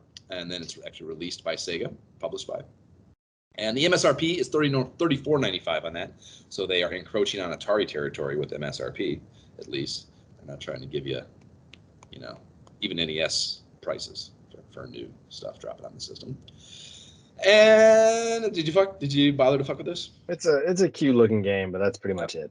That's cutesy action platformer. So yeah, that's like I wrote down. Yeah, it has like weird inertia to it, like your sprite, like it can. I don't know. It's just weird, the movement of it, and then there is a kind of a cool mechanic in that you pick up and you get this little animal that you throw around, Yeah. And like it kills shit both coming and going, kind of boomerangy-ish, So that was kind of interesting and unique, but it just, it's not grabbing your attention. It's just not in this landscape. Again, if this is coming out 2 years ago when all we got is early NES and early SMS stuff, I think it has a shot to end up in the conversation, but in this fucking that does have like that really vibrant. We've talked about a million times that the color palette is just so fucking so intense on that system. Yeah. Well, I mean, I guess if it's meant to really be like arcade quality, you'd want to be like, what would this look like if it was on a big arcade screen? But it just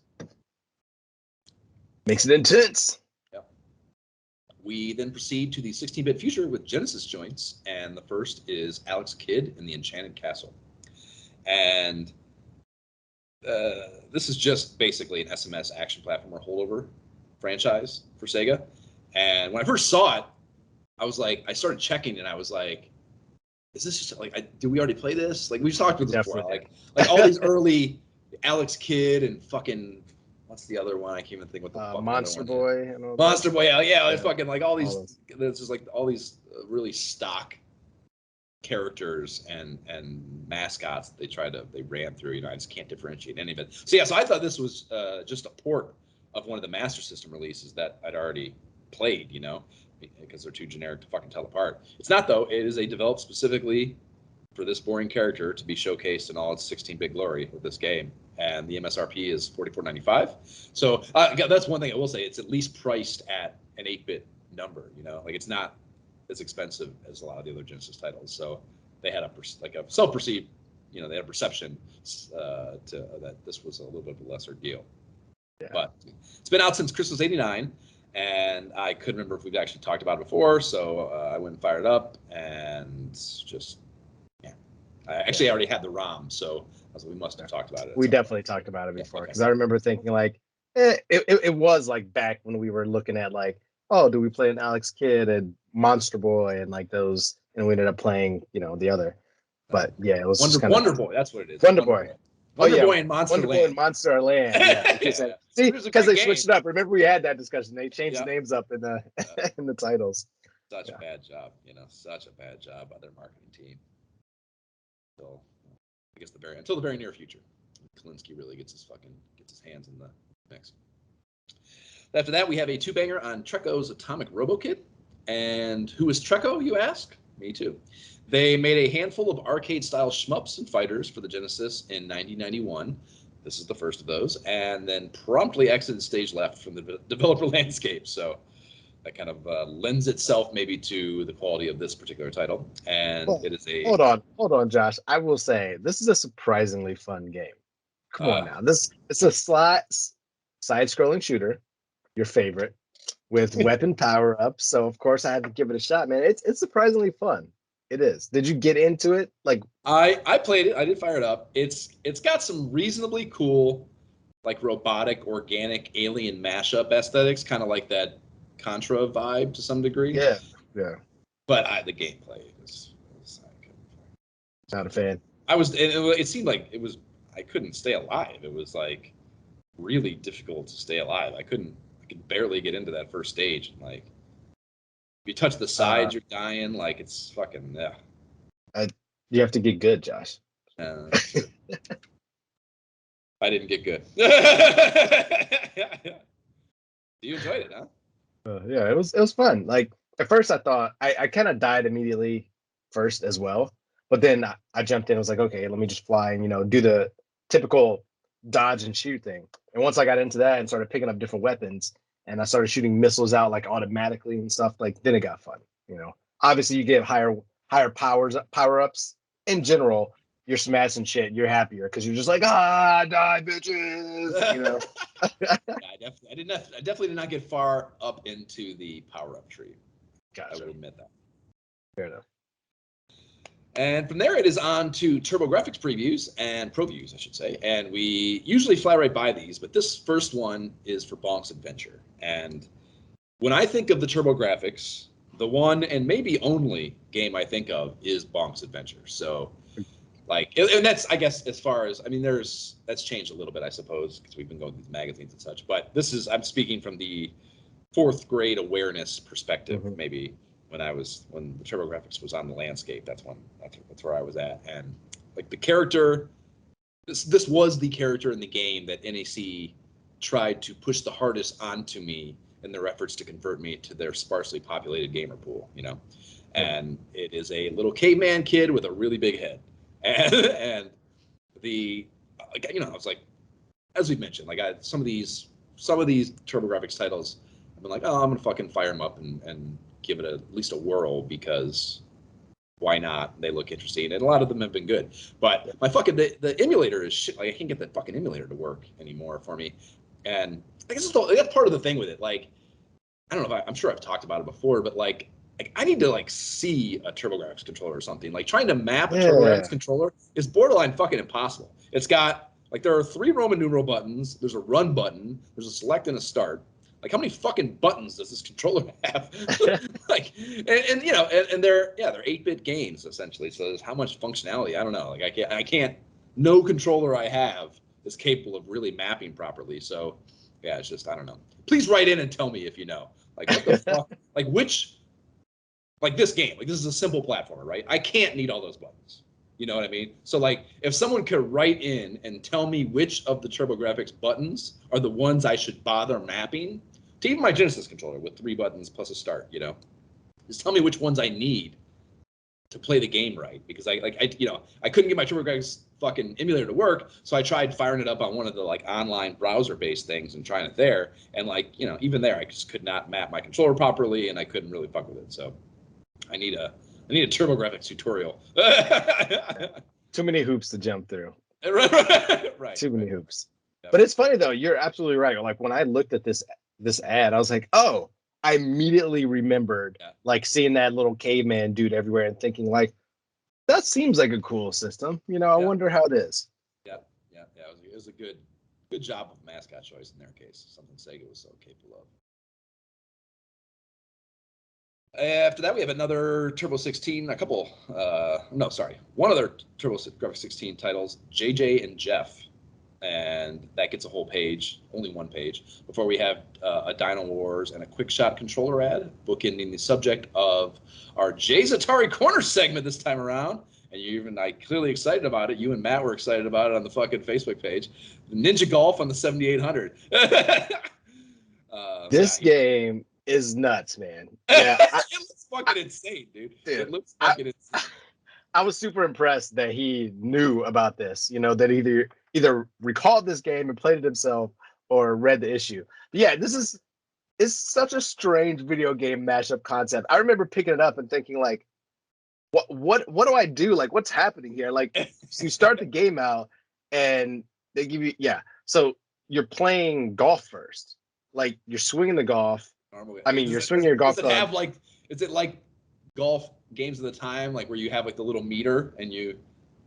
Yeah, it's like a dot. Yeah, and I didn't even notice that at first, but it's just like at the bottom of the screen, there's a dot that just goes back and forth, and you're like, oh, I guess for power, I want to hit it here, but I didn't see that at first, and so you just hit it, and then so you don't choose. It's like a stripped down version of the golf. Like you don't choose direction. There's no wind. No. Yeah. I was curious. Like it would be amazing if it were like a really elaborate, fully built out golf game, and then you cut into all this crazy ninja shit. That would be so crazy. I mean, it's crazy anyways, but still, like the fact that I saw that there was a meter, and I was like, okay, let me focus for a second. I want to hit it as powerful as I can, and so you do, and you watch it, get as close to the hole as it does. But then immediately, like a snake comes out of the ground, or like dudes start coming at you, and everything changes, and now it's about fighting and kicking, and I'm just like, what? And then like in the middle of it, everything stops. You're playing golf again. It's just like, what? Yeah. Like your insane. Master is putting you through this to make sure you're the truest ninja that you can be, and he's like, is this a joke? Like, no, ninja golf, bitches, let's go. Like it's so nuts. The screenshots they have them like battling dragons. You're fighting sharks underwater. Like what the fuck is going? Yeah, that's crazy. Are the sharks? Have you played it enough to know the answer to this question? Are the sharks like in the water hazards on the golf course?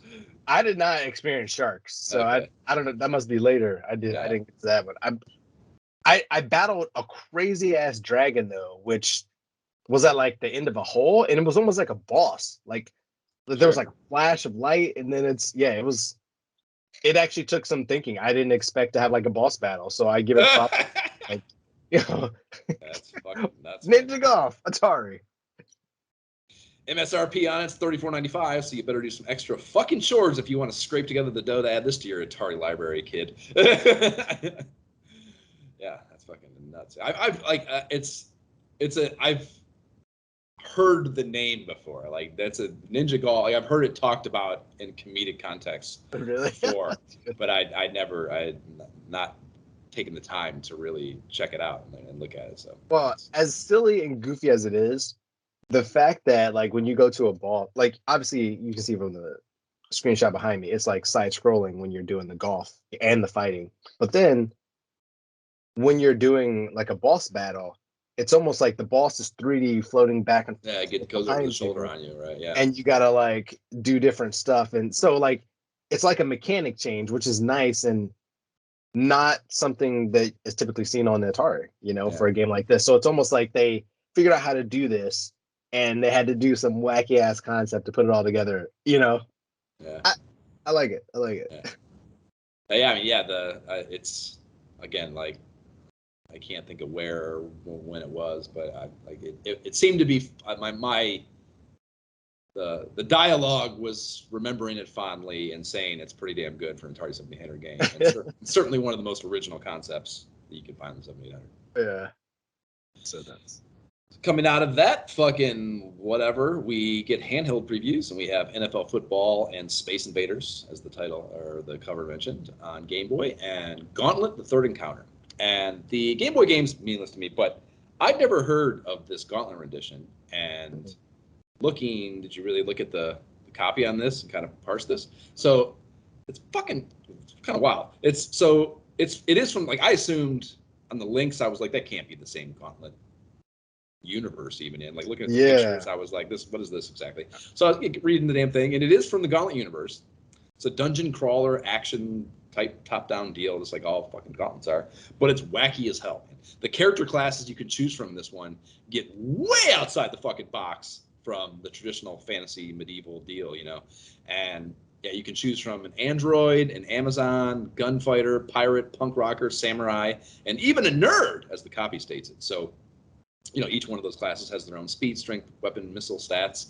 So there's all these different variants and the characters you can control in this one, and that's pretty fucking fun, man. Like, like Gauntlet's weird. Like, Gauntlet's the kind of thing I feel like I should enjoy it, and like every time you fire it up though, it's always like, this is boring. It's just like you're just literally waiting for the counter to Like you're just constantly getting fucking hammered by things. And at the time, I guess it was kind of fun, but like it's one of those games that like from a modern perspective, really lose a lot of its shine, you know? Yeah. But this is interesting. It's definitely like a way outside the box place to take the IP, you know?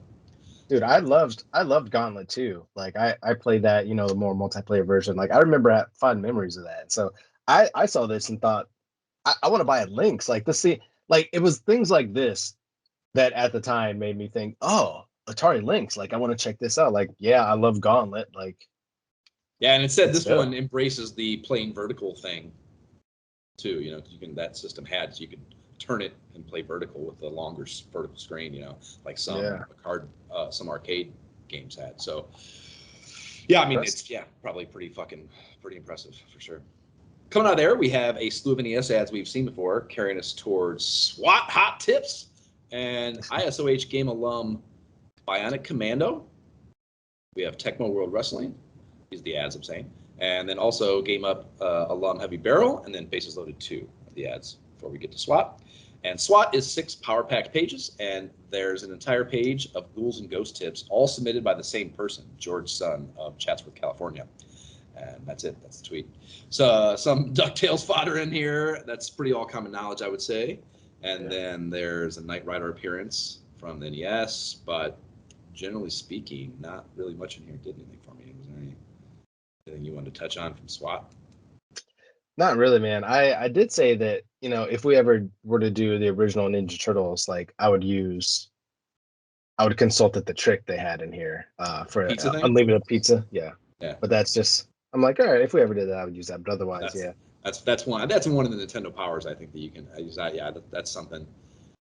There's none in like truly advantageous places. There's also the one where like you want to stock up on the scrolls because it's the most powerful weapon, which I never got this far in the game, I don't think. But there's a sewer trick where you can do that later in the game to like a certain area that you can just go on and in of to max out on scrolls for every character, so you can really waste the end of the game. They do pepper some ads in here too. There's Solstice, there's Shadowgate on the NES, and then Super Dodgeball. And Solstice isn't out for another month. So after these messages, we'll be right back. Video Power will be right back. Tiger Lieutenant, let's put the plan into effect. Yes, sir. Ammunition check. I got 2 bullets.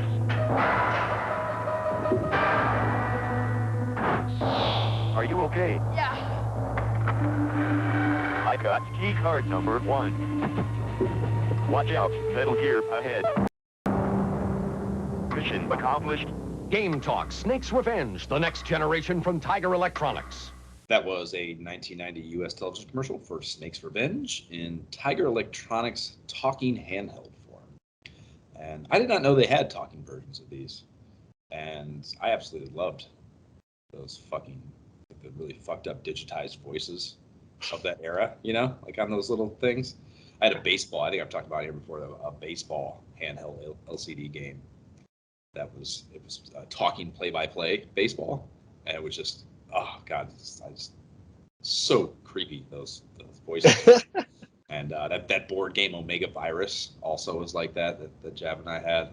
I love that era of digitized voices. So the commercial is a kid running around a military base. He's holding the handheld. He's doing military ops and shit the whole time. Probably trying to get to the chopper, actually. Of course, they went all out on that commercial. That's one of those like things where it's like, oh my gosh, such a big sell for this little thing. Yeah, for a fucking. I mean, those tiger. Clearly, they licensed everything in the universe and put them on those things, so they clearly made dough, you know. So. Of course, we all wanted them. Yep. So. Another shit. We're kicking shit off in Act 3 with some advertisements. The Rescue the Embassy Mission full pager, and then a 2-page spread from Technos we have not seen. And they are laying claim to a bunch of multiplayer hotness that they must have felt you might not know are all from them, because they did not do their own publishing, basically. So these games were all published by someone else. You might not know that Technos was the one behind them. So these games are Renegade, Double Dragons 1 and 2, Super Dodgeball, and Super Spike V-Ball. And their latest joint, yeah, that is a good lineup for sure.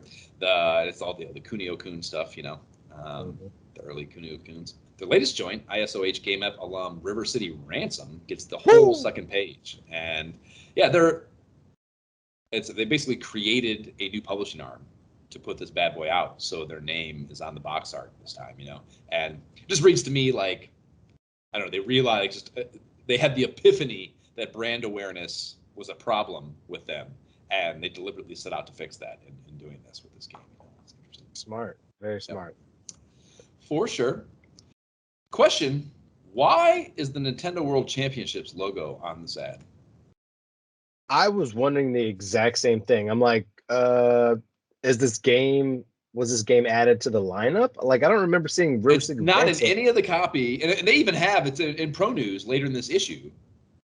They do a little blurb on they list off the games that are in the Nintendo World Championship, and it's not listed there. Not there. So it wasn't a matter of just not doing Maybe, research.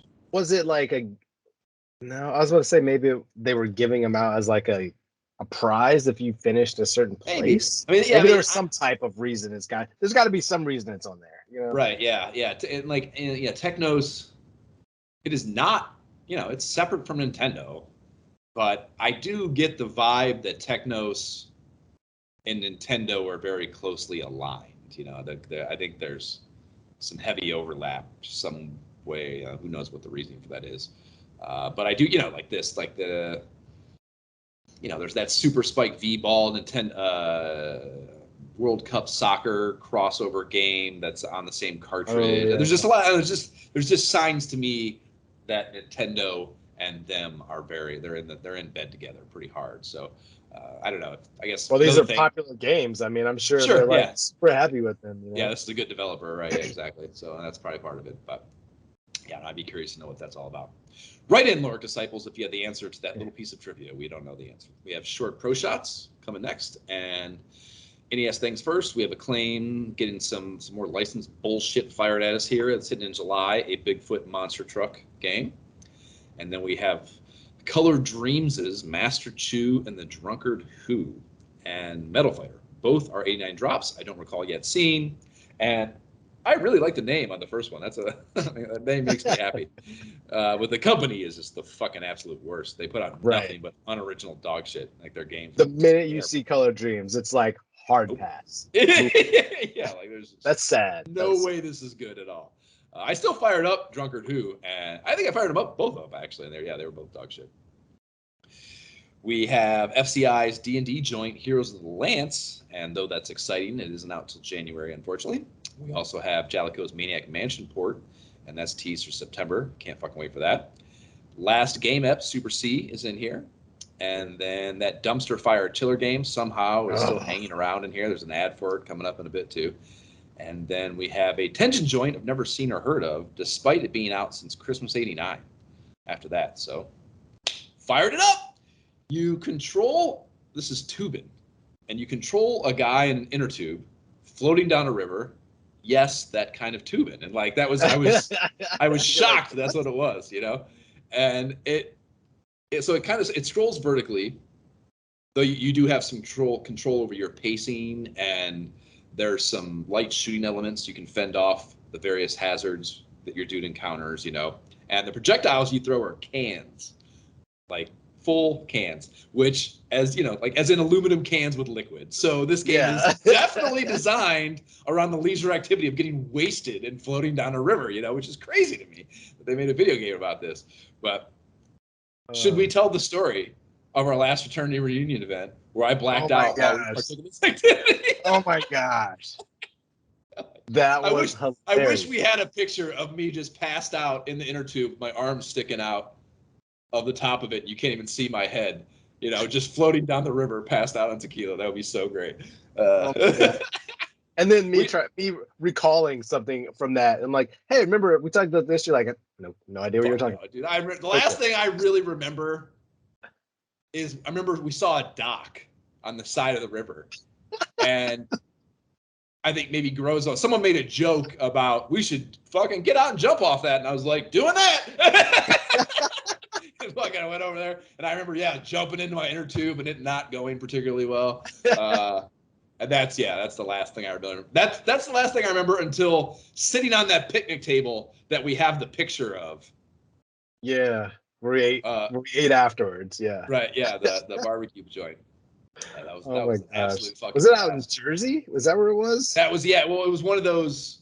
It was Like a Groupon type living. of I think situation. Living Social. I think is the name of the company where they pick you up on a bus in Manhattan and they drive you out to somewhere in PA. That's right. Yeah, a yeah. bunch of rivers and shit. Yeah. Yeah, we should fucking find some way to fucking pull something like that off again. That was an absolute fucking blast. I can't. And that was like, dude, that was like 2000. That was a while ago. Yeah, I was working at that. That was one of the last bar jobs I had. I was working at that nightclub Southside still. I mean, I think I got canned from there in like 2016. So it's been like, probably been 6 years since we did that. That was probably 2015. I'm like, I don't think I was even. I don't know if I lived here yet. Oh yeah, I think I did. Yeah. So it was like when I just moved here, I think. Maybe, yeah. Yeah, it was a fucking blast though. Very cool. So yeah, fun activity for sure. And like, yeah, interesting that they fucking made we'll post that. We got that picture. Dude, Corey posts that picture like every other day because it's like it's the only recent picture that has that many that many of us in it. So I can just go to Corey's Facebook page and pull that off and I'll post it on our socials just for fun. I am so hammered at that picture. So yeah, the game, it kind of reminds me, I don't know if you played Ski or Die enough to remember this, but it reminds me of one of the events in Ski or Die. There's the inner tube race in Ski or Die where you're just going down a hill in snow and you have like a fork or something and you can, even if you're playing one player, you race against a computer player, but you can play two players too, and you can stab each other's inner tubes, as you go down the fucking thing, and like you like jump off stuff, and it's very similar in feel and stuff. This is probably the mechanics of this are probably a little better, I would say, because it's an entire game based around that. Thankfully, it is. Ski or Die is obviously a bunch of little mini games, but yeah, it's interesting. And I was surprised. It's not a good game. Like it's kind of bare bones on the visuals front, and what you can see really doesn't look all that great. But I still somehow was entertained. Like like. The concept is entertaining. It's fun enough where you're like, all right. Yeah. The controls are fine. Like, it would be probably a tough go for an entire game episode, but I was, I fired it up expecting to absolutely be disgusted, and it was actually I was surprised at how it came. Pleasantly surprised. So that's the last one of those. We don't have any SMS action, and we have just one obscure Genesis ditty in here. And this is DreamWorks' Shove It, the warehouse game. And what the fuck kind of game title is that? Shove It? Like, that's terrible marketing. Yeah. I mean, it's once you play the game, it makes a lot of fucking sense. It's perfect. And like that is maybe the most descriptive video game title I've ever heard in hindsight. That's what you're going to do. At first seeing it, particularly part of it because it's just so long, but like, thought it was a very weird title. And it's worth noting that this is not Spielberg's DreamWorks, but rather a short-lived Minnesota-based developer in the early 90s. This is not Steven Spielberg's DreamWorks. Don't get it twisted. Yeah, doing a video game foray. I don't think actually maybe I wonder. I don't think DreamWorks might not even have been a thing yet in 1990. That's a pretty long time ago. Like Spielberg was big starting in the late 70s, but I don't think DreamWorks was like. I feel like DreamWorks, like Forrest Gump era, like 1995-ish is maybe would be my guess of when DreamWorks, maybe a little bit before that came to be. So this might have been maybe before. If not, like it would be weird to me for there to be a new developer with the same name as Spielberg's company. I feel like Spielberg's company would have a problem with that. You know what I mean? Would reach out like, hey, we got this isn't gonna work, guys. Like, I don't know if we have any legal precedent or really if it's actionable currently, but if you're not willing to go away, we will fix that. Oh, that's funny. In the event, this came out in May, and it's a puzzle game, and I like those. So, okay, I'll bite. I fired it up. And did you play this? It's like I feel like it's a less fun Lolo type of situation. It is very Lolo. I thought about Lolo a lot when I was playing it. Yes, yeah, but I mean, it's not as good as Lolo, no, because you had so more things to deal with in Lolo. But I don't know. Like I fired this up, I started playing. I was like who knew? I had no idea there was so much hidden gem puzzler fire on the Genesis. Like it is a good game, and it's like it's a top-down deal, and you are a dude who works in a warehouse, and you have to figure out how to push boxes to designated spots in obtusely shaped rooms. You know what I mean? So it's just like what do you do first? And like once you push a box up against a wall, you're kind of fucked. If it has it does have a built-in thing that lets you like fix the last thing you did if it was bad, but you can't step backwards and actually pull a box from the wall if that was more than one move ago. So yeah, I mean, it's nowhere near I'm referring to Zoom when I say Puzzler Fire, but like it's nowhere near that good by any length. I'm not suggesting that, but it was engaging and it required some real thought. Like I was, it's like at the time, like I mean, I don't think it's the kind of game because it doesn't change. They're not procedurally generated or anything, so it just has this very like once you play this level, because there's no enemies, you're not going to get any variance. So like once you figure out how to do a level, that's how you do it. That's how you do it. You're done with that level. Yeah, you're done with that level forever. So there's I shouldn't even say there's not much. There's zero replayability. And that's a serious problem to whatever the card cost. They don't have the MSRP in here, but it's a Genesis cartridge with no replayability whatsoever is bad. It's bad news, So they should have fixed that and figured something out to change, because that's the thing with Zoom. Like you have the enemies, so even though it's a puzzler, that's why Lolo's great too. You have the enemies that are changing shit. Although I think Puzzler, like Lolo, also doesn't have any replayability because the monsters are not. I guess they respond a little bit, but it's pretty. Once you know how to do a level in that game, there's no chance you're not finishing it. You know what I mean? Maybe you're just going with time at that point. I could see that because since or the steps rather. Right. Well, and actually, I guess they point that out because they count your steps in this game. You have a step counter, so you are incentivized to get a more perfect run. Very many. Like you may be able to complete it, but was that the most efficient? Was that the optimal? Right. Exactly. Right. So yeah, that's a great point. I stand corrected, but most kids aren't going to care about that. Probably, I don't think. Not in this kind of thing. You don't feel. I guess what they needed to do. And maybe this exists too, and we didn't play it enough. But maybe because you have the little cutscene between stages where he's pushing the box in. Maybe there is a reward-based system on what cinematic. There should be, if there's not, a reward-based system on what cinematics you see if you do hit a certain threshold of optimized way of doing it. You know what I mean? So makes sense. And I don't know if that's in there or not, but that would be one way to soften that blow a little bit of the replayability difficulties. But yeah, it was better than I thought it would be coming off that weird ass fucking title picture. And then we have one each of TurboGrafx 7800 and Game Boy titles to round things out. Does Alien Brigade on the 7800 mean anything to you? Not at all. I'm gonna pass that bad boy. I was like, yeah, no, I'm good, man. Fair. We get a bunch of GamePro peddling pages and then some full pagers for shit we've seen a million times, except one game from American Sammy that I'm just very simply not going to deal with. It's some anime shit called Arkista's Ring. Did you see this or fuck with it? I definitely did not. Okay, yeah. It's tough to even clock, but we hadn't seen it yet. Anyways, we get to Pro News, if you're going to ignore that. And in here, there were a couple things that stuck out to me and felt worth mentioning. And if you, here's the line from the copy. If you were depressed when you came to the end of Konami's The Adventures of Bayou Billy for the NES, cheer up. So, yeah, fucking right. No one's getting to the end of Bayou Billy. Right. Go fuck yourself. That game's fucking impossible. But in any event, what they're doing here is they are teasing they're up to the third issue of a comic book focusing on the IP from the fuckers that did Archie comics.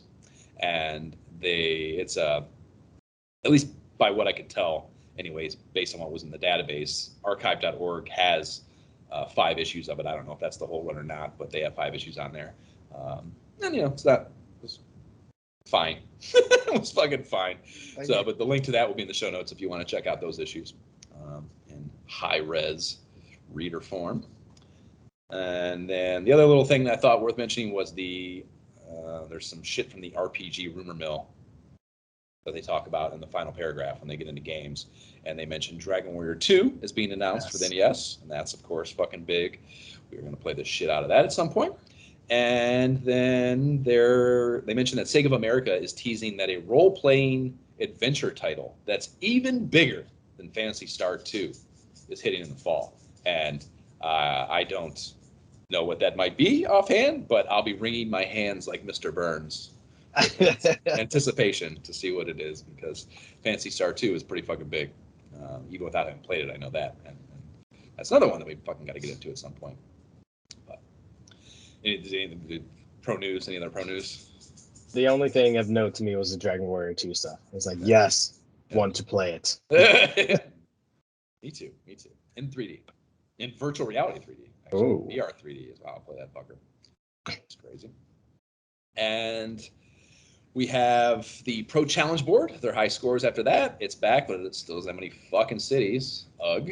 And there is a 16-bit minded Toys R Us ad that we have not seen before. At least I don't recall seeing it. And it is pimping the Genesis and TurboGrafx. And this ad looks fucking homemade. It looks like a kid made it at home with his fucking construction paper. I mean, it's got radical 90s, cut and paste artwork behind. Right, yeah. Pretty sure that was in-house art. Yeah. I don't know, their ads are usually pretty slick. Like, I was surprised at how. Maybe it is just it was intentional to be that, like, clip art feeling-ish. But I can see that. I mean, it's Toys R Us or pushing Toys R Us. So yeah. Usually they have that. There was that whole campaign where it was like Jeffrey the giraffe driving the truck and like the games falling off the back of the truck and stuff. That was, these have been pretty cool. But after that, we have that chiller ad I mentioned. It's been updated now, though. It is now touting 2 new NES titles that are coming soon. The names of these games are Death Race and Crossbow, which are not at all vague or generic sounding titles. So I bet those games are just fucking dope. If they ever even came out. Death Race? Come on. Hotness. I bet they never even actually made it to store shelves. I bet that company folded before they fucking came out, but we shall see. The free game system giveaway is what they have after that, and you just have to rate like 300 or so games in 4 different categories and mail it in, and you'll be selected. They'll be selecting 2 winners from those entries. So not a lot of labor involved at all, but it is actually pretty fucking cool, dude. The first winner, the grand prize winner, gets a game system of the winner's choice. You can just pick whatever the fuck one you want. Like, man, that's fucking hot, man. How cool is that? Yeah, can you fucking imagine, dude? Like, dude, I mean, if you, and like, if you're reading the magazine, chances are you have the game system that you want most. I guess maybe not. No, maybe not. Maybe not. Though. I guess. You still had your 7800? But yeah, I still have my 7800. But I guess if you think about it, if you have to rate 300 games, like you're gonna have to have. Well, that's the thing. But that's why it's dumb. Because if you need a game system, you don't even know these games. I mean, yeah, you could still have played them at friends' house, I guess. You're not gonna fucking play all these games, but 300 is clearly an exaggeration. By the way, it's not 300, but it is a long list. It is a lie. It's a lie. Yeah, and there is 4 categories for each, so it's definitely not a small amount of fucking market research that you're contributing for free. But for this, I guess if you had, like, ideally at this time, based on sheer volume, ideally you have the Nintendo, and you're like, yeah, I got all these games I can play, and you do that, and then it's like, if I get a free one, I can get 16-bit action with a Genesis. Sure. Maybe depending on how, when this comes out, I get that Super Nintendo, when that actually hits. Yeah. So that could be like your thing, you're going next gen with that free one. Yeah, that would be dope. That would fucking be dope. And even the second place prize gets a game of your choice, like any game you want, which that also would have been fucking pretty hot to come up on. I was just surprised that it was the winner's choice, Like I said, when I saw this on the cover, I was like, this is going to be some dog shit. No way, they're just letting you pick whatever you want. I would love to, because, I mean, the odds that it's something, a great choice are very high. But there is this minute possibility, because kids are dumb. Kids do dumb shit. They make dumb choices. They are not informed. They get things in their head and won't listen to fucking reason. Like it is possible that whoever won this thing made a bad choice. Like pick some dumb shit. TurboGrafx 16. Let me get that. Yeah. Yeah. Fucked. Yeah. I would just love to know who won and talk to them about that. Well, shit in one hand, wish in the other. The inside back cover is that Tension ad with dozens of their own games, or dozens of their games rather. But the back cover, the actual back cover, is a new one from Milton Bradley that hit for the NES back around Christmas. This is Abadox. Yes, and the ad looks fucking wicked. I love the look of the ad. It does, right? Yeah, some weird space alien shit with I would say a serious vibe to it, And the headline written in like fucking scary haunted house font or whatever you would call that is, "Do you have the stomach to battle in the belly of the beast?" And that's a good fucking piece of copywriting right there. That's a good tagline. I think I do. Let's go. Yeah. And so it starts as a side-scrolling shmup upon firing it up, and you're controlling a dude in a space battle suit with a jetpack. And the Moby listing for it says there's also top-down shit, and the side-scrolling version was so fucking horrible I didn't get to that if it exists.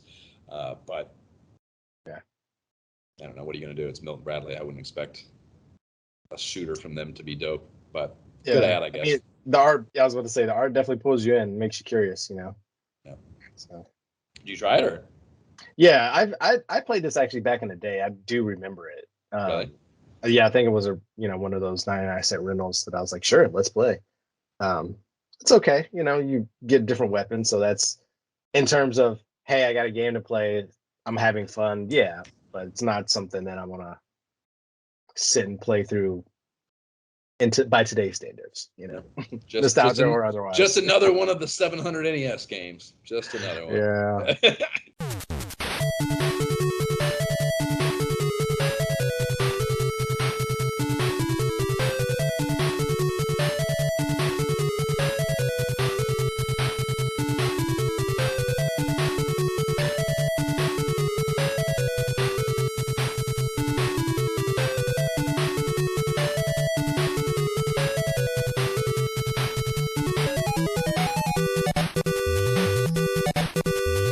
That's the stage 1 theme from the game that we think is pronounced Xerxes. Yes. You think? I don't even have an estimate. I don't even know.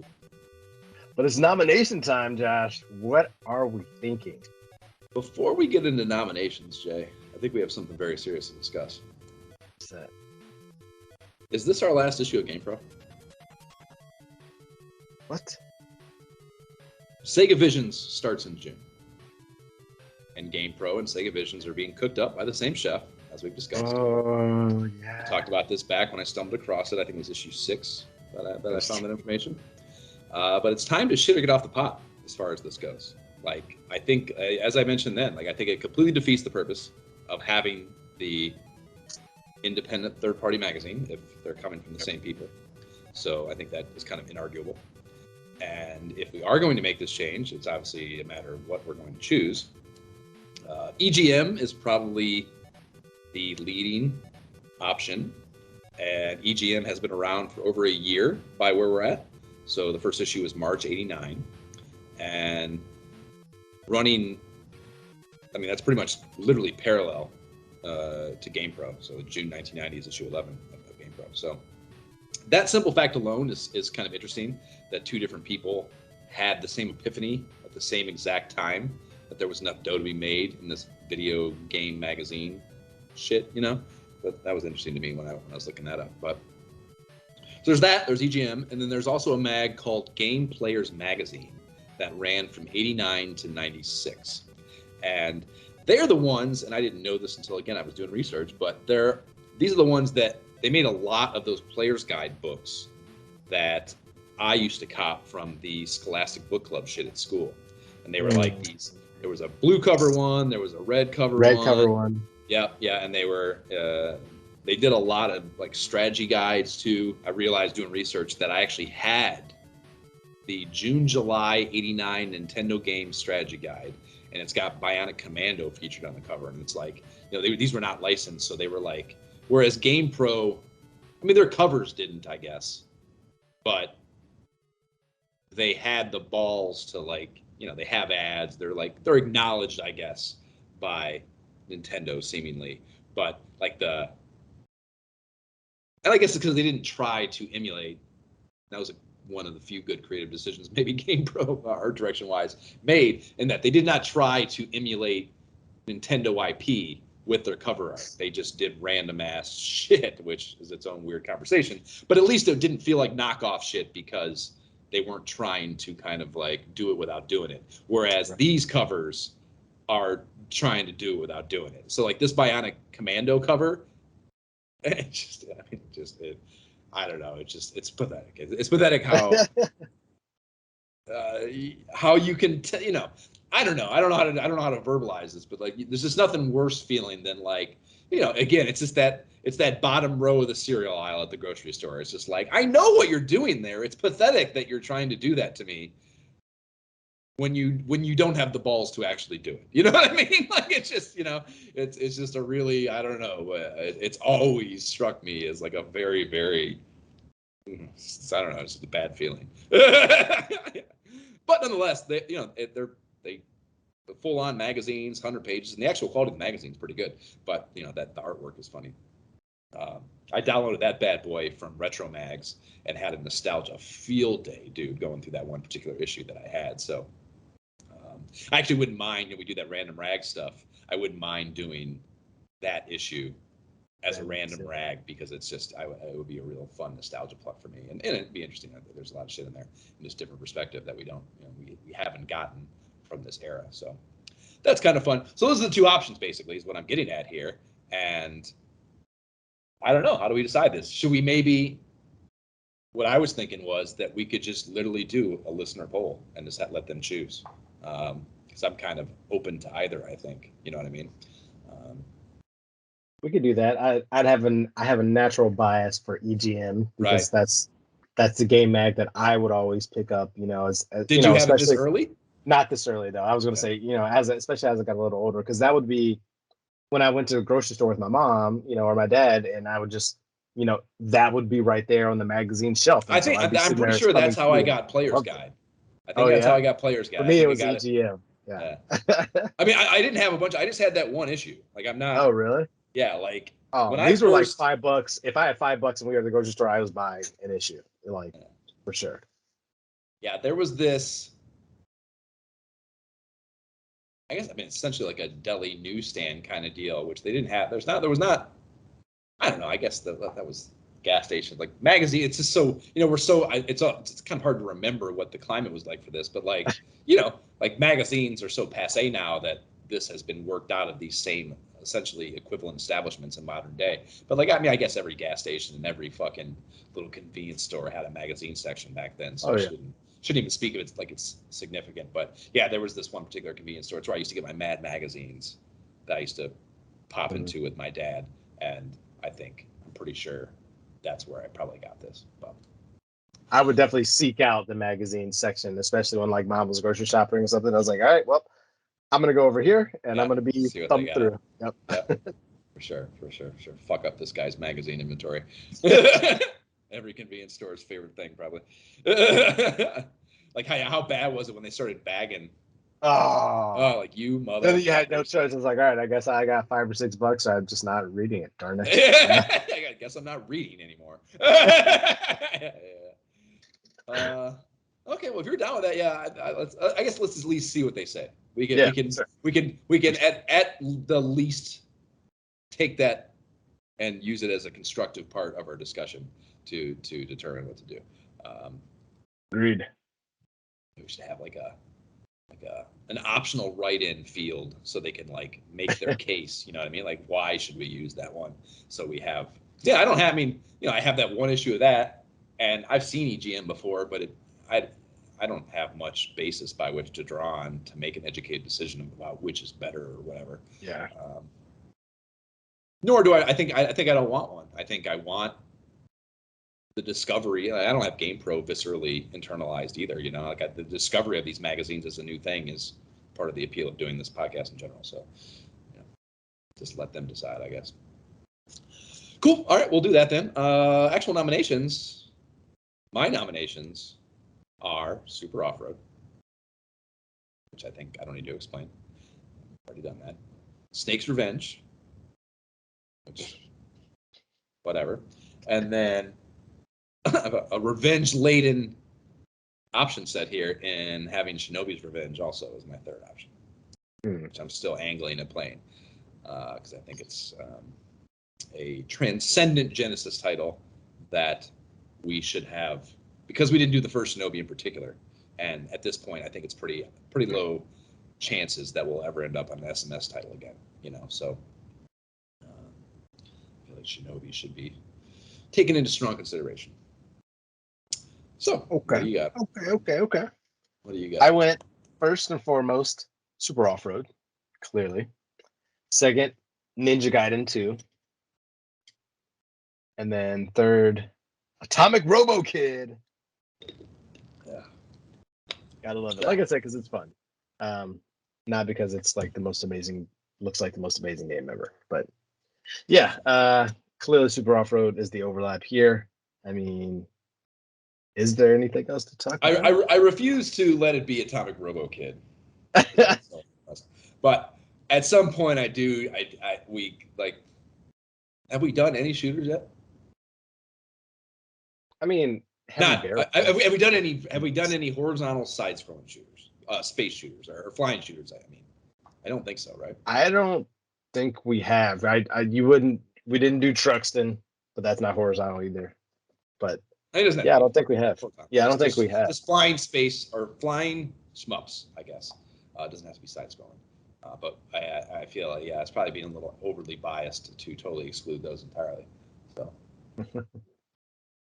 we should probably fucking do one at some point. But yeah, I'm not gonna let it be Atomic Robo Kid. No way. Yeah, and the idea of Snake's Revenge for me is like, yeah, no, pass. That's. I can understand that. It's probably something. Maybe I'll do a kill quest on it to satiate my fucking my theory. That'll be my own problem and not yours.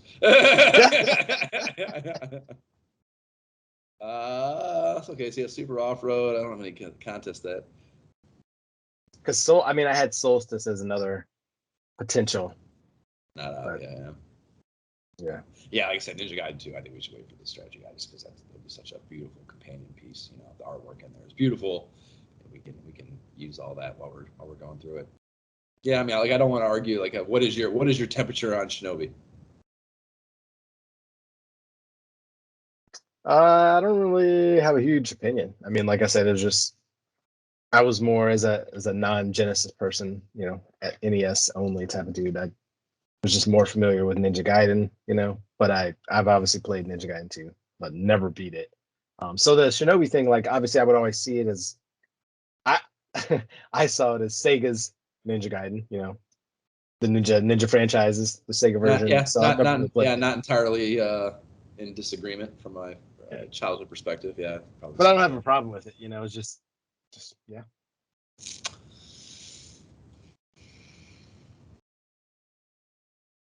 Is a game app going to be good on Super Off-Road? That's my only apprehension here with Super Off-Road, obviously. Like, clearly it'll be fun in the last play. But, like, what are we going to talk about? A whole game up. Yeah, I thought about that too. Like, you could talk about your philosophy in terms of what you would prioritize buying first, upgrade-wise, but the longer you play it, you're upgrading everything. Right, yeah. You don't, there's definitely not a lot of choice. Or rather trade-off, I should say. Like, you don't have to. I mean, you can prioritize stuff early on, yes, to what's more important to you. Like, I'm a shocks and tires kind of guy, but you know, I just don't know. The Booger Mobile is always slow. You know, the courses are dope, and there's a lot of them, but it's all about finding the right angle to get the shortest. You know, yeah, exactly. Yeah, just like learn to take those corners and all. It is fun. But we could just fucking fire a Parsec and play Super Off-Road together and get everything we want out of that experience. Like, I don't know if there's like a discussion to be had, you know? Yeah, I agree.